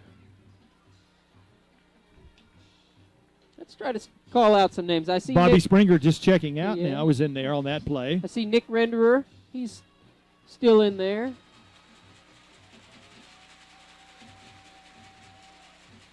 Beavers the quarterback now under center. Counter play. Goes to Knotts up the middle. Breaking some tackles. Getting a 1st down. They're moving the ball here. And this is not making the coach happy. And he's going to send in some more reserves there. 41, Aaron Rowley. Guys need to step it up here and really show that we definitely want to keep them out of there. Yes, I think Coach Whitson is serious about that. He wants to see him stopped here. About 4 minutes left in the game, 4.5 minutes left in the game. We're getting into the territory that we need a turnover, Mark. Yeah, we do. Ball's hit spotted now at the 15-yard line, 1st and 10 for the Panthers. Knotts has the ball. He's got some room out there if he can make the turn. And I tell you, there's another penalty flag. That's probably going to be a holding call as number 42, Ryan Coots, makes a touchdown-saving tackle. We have just seen a multitude of penalties as of late, and this is going to be a holding call, and that's great news because now it's going to back them up a little bit and give us a little breathing room back there. Hopefully we can step up, and this defense, be it second team, first team, or third team, has got to do the job and keep them out of the end zone. We'd love to see a shutout tonight. Coach wants it bad. Looks like Caleb Day's checking in. Also, Michael Chavez. It's good to see those guys out there. It's easy to see them when they're on the wings, Mark. Sure is. Quarterback hands the ball off to Knotts, the ball carrier, all night long, and he gets back to close to the original line of scrimmage, and this will bring up a 3rd down. James Ellison on the tackle, as well as Wesley Grant, it looks like. Is it going to be second or third down? I think I said third down. I believe it is second down. Yeah, that's how they have it marked. Second down, it looks like. Okay, second down now in 10 for the Panthers. Need to step up here. Big defense. Little counter play there. Misdirection again. It goes to Knotts. 51, Bobby Springer in on that tackle. Who's getting up at the bottom of that pile? Excuse me, I checked that. That was 45, Cody Millen, the ball carrier, not Knotts. 44, 45, look close to that. That was McMillan. Nate Hammonds again at the bottom of that pile. See a bunch of new guys out there. Did you call? Yeah. Did you call Robert Arthurton? I have not. And He's out there. Denzel Ewing looks like is out there as well. They're just coming in and out. They're making us do our job tonight. Yeah. They're keeping us on our toes. Wants to pass the ball, and he's got a man out there and just overthrows him a little bit, does Nick Beavers. But he did have a receiver open just for a moment. Michael Chavez out there on the defending that play. 2 minutes, 40 seconds left to go in the ball game. Fourth down. Bunky Fincher was out there on that play. Bunky just now checks out. Good to see Bunky out there. Yes, it is. Bunky's a good kid. All right, this is it, Daniel. Can we hold them off? Can we stop them? It's 2 minutes, 40 seconds left, and this is the last chance they're going to have tonight. Let's see what he does. Goes a little misdirection play, gets it to number 3, and I think he's going to score, and he does, and that's unfortunate. That was Tracy Brown, and that was if we ever saw a misdirection play, counter play, that was it right there, and they scored on that, and we don't like to see that. No. That's too bad. Ran to the wide side of the field. He had a lot of green to work with there, Mark. Yeah, the wide receivers out there making a good block. That wing T offense that they've run it down is such a tricky thing to defend, and they were able to finally get in, and that's unfortunate, but it's still a romp any way you look at it, even though we were unable to keep them out. Paul Kinman on now to kick the extra point. And the ball is down, kick is up, and it looks like it's going to be good, so it's going to be 7 points now. Yes, it is. Well, Mark, I think you're right. You asked me when it would become a blowout, but you were able to call it, I think, right. But they've come down the field now, giving us an opportunity to recognize one more time our sponsors. We want to recognize Shawnee Cleaners at 707 East Independence. Dwight and Darcy Yancey always offer smiles and quick service. Shawnee Cleaners has weekday same-day service and drop-off service on Saturday and Sunday. Not a lot of cleaners have that. Shawnee Cleaners has a laundromat available as well. Thanks, Dwight and Darcy, and everyone at Shawnee Cleaners in helping make this television broadcast of the Wolves football possible. They're great folks over there at Shawnee Cleaners. I really like Dwight and Darcy Yancey. That's where I go. I'll tell you what, Coach Whitson is going to be disappointed in one thing in this game, and I can tell you it's going to be the way in which Harrah was able to move that ball and convert on 3 of their fourth down completions there. They were able to do that on that particular drive there, most of those being on penalties. Yes. And they're not. He's not going to like that because exactly right. we hurt ourselves on that play. Overall, defensively, the second, third, fourth team, whatever, those guys did a good job. But when you make those critical mental errors, that's what's going to hurt you in a ball game. And he can use those as training tools. Absolutely. I mean, 47-0, 47-7. I mean, that's still any team that we play looks at that is going to say, "Ooh, those guys can score some points." Well, and it'll allow us not to get big-headed in practice next week and have somebody sneak up on us in the upcoming weeks. Always got to be teaching. Always got to be aware. Even late in the game when there's 2 minutes left and it's a blowout, you've still got to be on your toes. And the ball is kicked off, and it looks like a little confusion there. That's a live ball, and the ball is finally picked up, a Banjo, and that was a little confusion there as to who was going to take the ball, and they kind of collided. We throw up the Robert Gunderson scoreboard. Again, thanks, Robert, for all your help in making this broadcast possible. It looks good now. Shawnee Wolves 47, visitors nothing. Talked a little bit about the Shawnee. Visitors 7. It doesn't look that good. I thought it looked better. Visitors 7. 7. Thank you, Robert Gunderson. We talked a little bit about the Shawnee softball team earlier. I must mention the Shawnee high school volleyball team that has a season record of 10 wins and only 2 losses, and they recently won the Division II Jinx Invitational Tournament. Had 3 players elected to the all-tournament team, and the Lady Wolves will be hosting the conference tournament here in Shawnee, St. Greg's, this Wednesday at 10 a.m. So if you can get over there and check out some of that action, that'd be great. And we're just going to try to run the clock out now. There's 2.5 minutes left to go in this ball game. Looks like Lucas Fletcher on the run. We're going to try to get as many players in here as possible right before the end of this game. I mean, everybody who hasn't played yet, Tommy including Smith, the Water Boys coming in. Number 17's come in. 11, that's Bryce Holland, comes in. 89 checks out. That's Angel Avita. What was that? Angel Avita. All right. Number 89.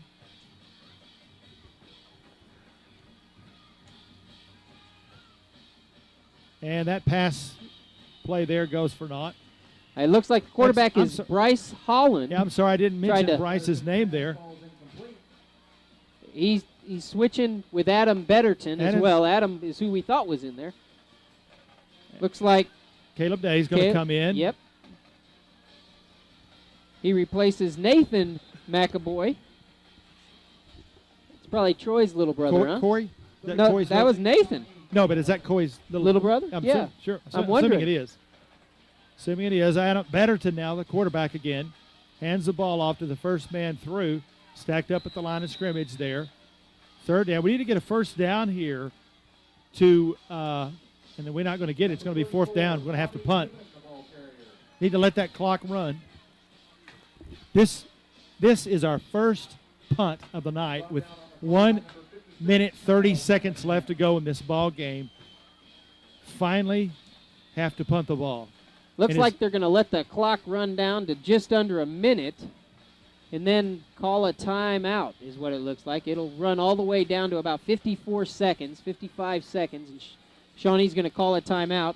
As we look there, let's try to catch some more of these numbers in there. Number 61, let's call his name. I don't have that. We don't have a 61. How about a 79? Russell Wilson. Russell Wilson's out there. Matt Fielding's out there. I see Lucas Fletcher, number 30, is out there as well. These guys, they work so hard throughout the year, like you said, Mark. Number 76, Jeremy Napoleon, was out there. A 285, 5'10 junior. He's a big guy. He is a big guy.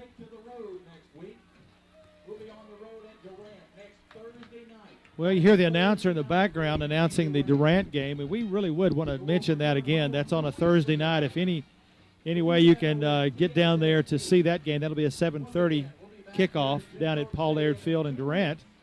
7:30 kickoff against TSST, and we hope to see you all here.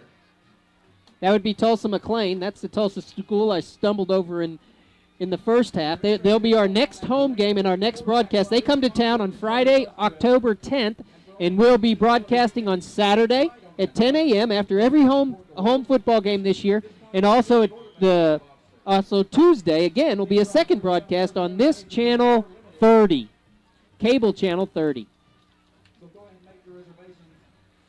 Got a new punter out there now. That's number 80. Bunky Fincher is going to punt the ball. Number 80, Bunky Fincher. This will be good. Let's see what you can do, Bunky. We're going to rush all 11 men. They have nobody back here deep to receive the ball, and it's not a very good snap. But Bunky gets the ball off, gets a pretty decent kick there, Bunky.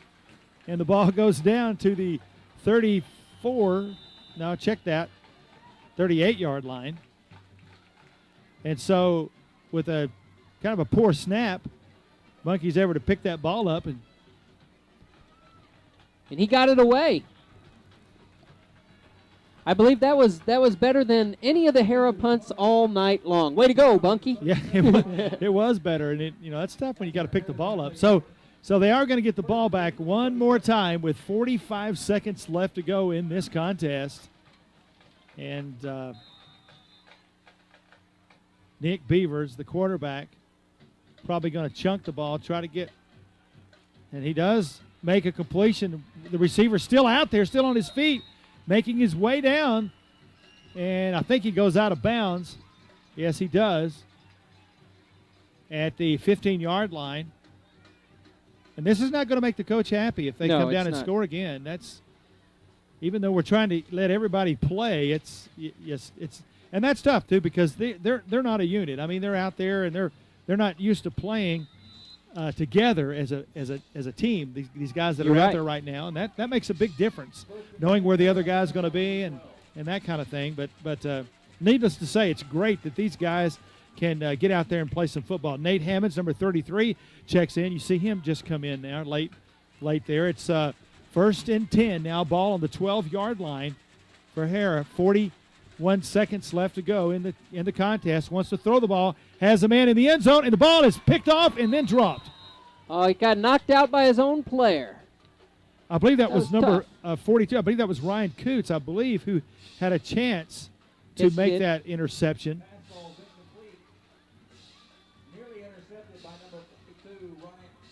He was actually double covered out there. That runs off about 5 seconds. 35 seconds left to go now. 2nd down.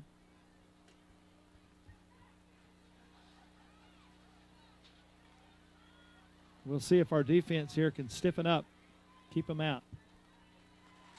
Quarterback Beavers under center now. Another misdirection. That's where they scored earlier on that play, and that's the same man who had the ball earlier. That's number 3, Tracy Brown, and that's almost the same play we saw where they scored the touchdown earlier. Eugene, and that time they're able to stop it. Eugene Young did well to turn that play back inside to get some help on that tackle. Number 63, Bryant Greer, checks in the ball game. James Ellison, 71, comes out. And now they call a timeout, does the Panthers. And I believe that was Kyle Parsons who got in there on that tackle, and Kelly will be happy about that. Coach Parsons. Kyle's our holder on all the field goals and extra points.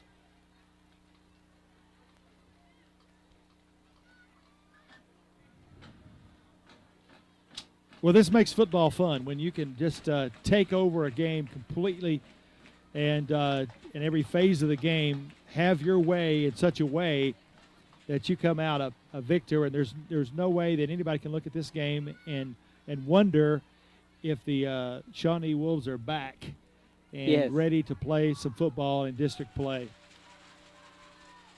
47-7, our score. 26 seconds left to go. Panthers are threatening now. Ball on the 7-yard line, and it's 3rd down and 5.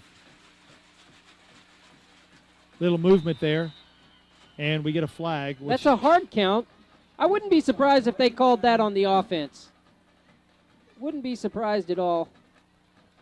Quarterback kind of used his shoulders and his count to try to pull him off, and he was successful at it. Yeah, it worked. It worked. That's one of the oldest tricks in football, and it worked. They'll mark off half the distance to the goal here, probably more than likely, as they spot the ball inside the 5-yard line, down close to the 3-yard line. It's going to be, they can actually get a 1st down without scoring a touchdown here. 3rd down now. 3rd down and a long one. Nick Beavers, the quarterback, hands the ball off, and he's going to be close to the goal line, but does not get in, does Cody McMillan, number 45. Looked like 93, Wesley Grant in on that tackle. And the clock is stopped for the – now, why is the clock stopped? I guess somebody called the timeout. Okay, I thought it was for the movement of the chains, but they didn't have to move the chains because now chains are no longer in effect. It's 1st and goal. Ball spotted at the 1-yard line. 19 seconds left to go in this contest.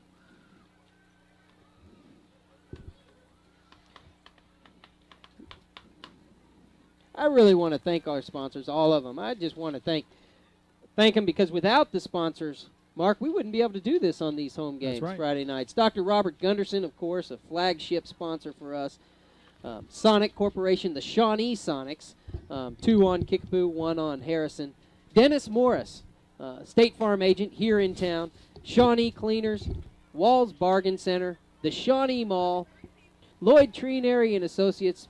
All these people have actively participated in making this broadcast possible, and we want to thank every one of them, because without them we couldn't have this fun, and without them we wouldn't have football on Shawnee Wolves football on Saturday mornings at 10 a.m. and Tuesday evenings at 7.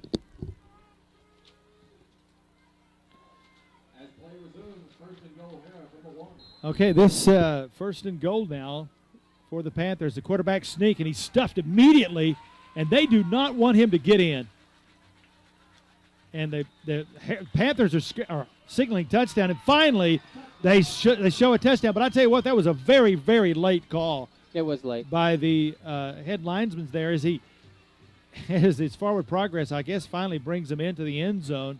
So they're able to score on our second, third team defense again, which won't make the coach too happy.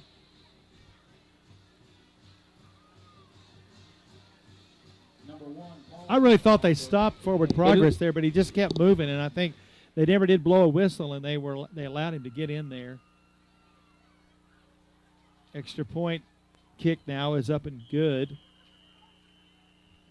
So that gives them 14 points. 47-14. So we show the Robert Gunderson scoreboard. Shows Robert Gunderson. Shows the support of Robert Gunderson to make this broadcast possible. Shawnee Wolves 47, the visiting Harrah Panthers 14. Thanks, Dr. Robert Gunderson.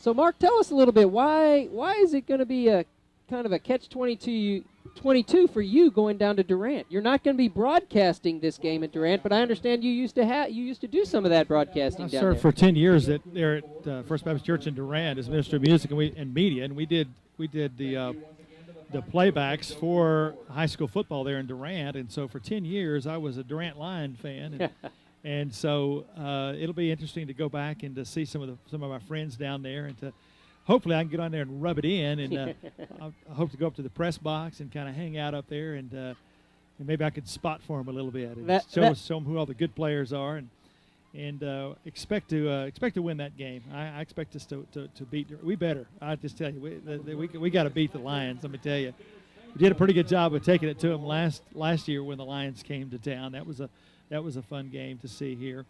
So it'll be a good time for you and a good time for any of the Shawnee fans that go down there on Thursday. Do you have any recommendations on places to eat or anything else they can just make it? Shawnee fans can make it a family night down there. There's some good barbecue places down there. I can tell you that. Not as good as what we have here, though. I understand that. We'll have to get some sponsorship dollars from those Durant people before we start mentioning who they are. This is probably gonna do it here as the ball is muffed, and the clock is still going. Finally it runs out, and I think we're going to maintain possession of the ball. No, we're not. I take that back. Oh, that's not a good thing, as the ball is muffed, and they're able to fall on it are the Panthers, and so that's a stat we don't like to see go against us, is they're able to get the ball back, and now they got 4 seconds left, 4.9, so they've got a chance to score again. And it looks like I haven't heard this name. Taylor Adcock is out there as well. Let's just take the opportunity to call out different names. Bobby Springer's out there. Eugene Young, of course, is out there. Wesley Grant is out there. This last play of the game. More than likely, this is the final play. Just under 5 seconds left to go. He's just going to chunk the ball for all it's worth, see what happens, and almost picked off, and that's going to do it. That is going to do it for tonight's ball game. And I go with my co-host, Mark, to say it was a well-played Shawnee game, and he wants me to say it. It was a blowout. It was a blowout. At 47-14, with Harrah coming back in the last minutes to pick up those 14 points. But a very well-played all-around game. We want to say thanks to our sponsors, again, for making this broadcast possible. We want to invite you guys to come down to the Durant game that's going to be played this week on Thursday evening down in Durant.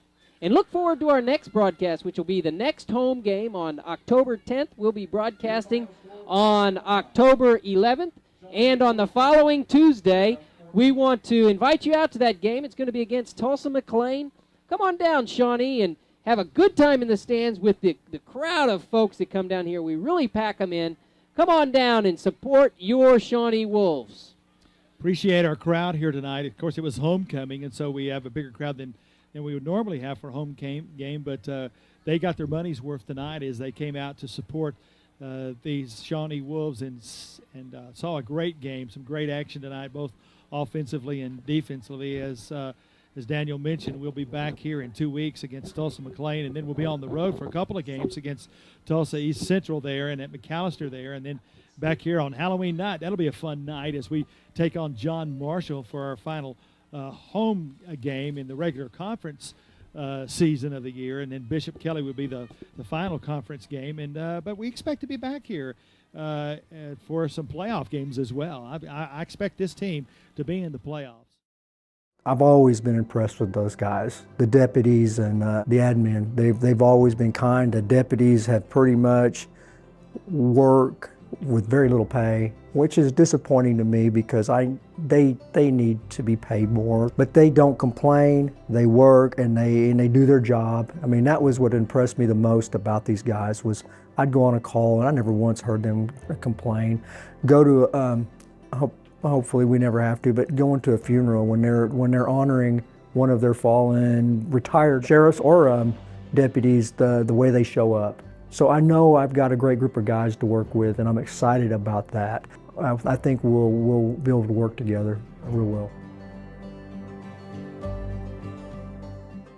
Our beef is exclusively available at the Monk's Marketplace. Taste the difference that care and quality make, and visit our serene landscape to pick up your perfect cut. On Benedict Street, Hardesty's Market and Deli is your go-to for all your local meat and also the perfect spot for lunch, offering your favorite local sandwiches, dips, sweets, and more. Support local. Stop by Hardesty's Market and Deli today. For 50 years, Fred's Tire and Battery has served Central Oklahoma with tires, batteries, and service for cars, trucks, and tractors. Friendly and affordable, with 2 locations in Shawnee. Fred's Tire and Battery, a name you can trust. Gordon Cooper Technology Center has trade classes for all ages. These programs are not just for our high school students, they are for all ages, and you have the opportunity to get further educated within our community and pick up a trade skill today at Gordon Cooper Technology Center. A lot of people don't know we started Eric's Pharmacy in 1995.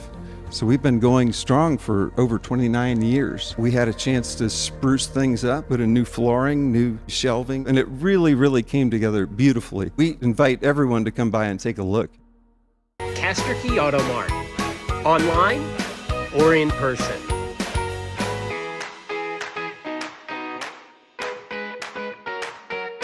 Castor Key Auto Mart. They're good people to deal with.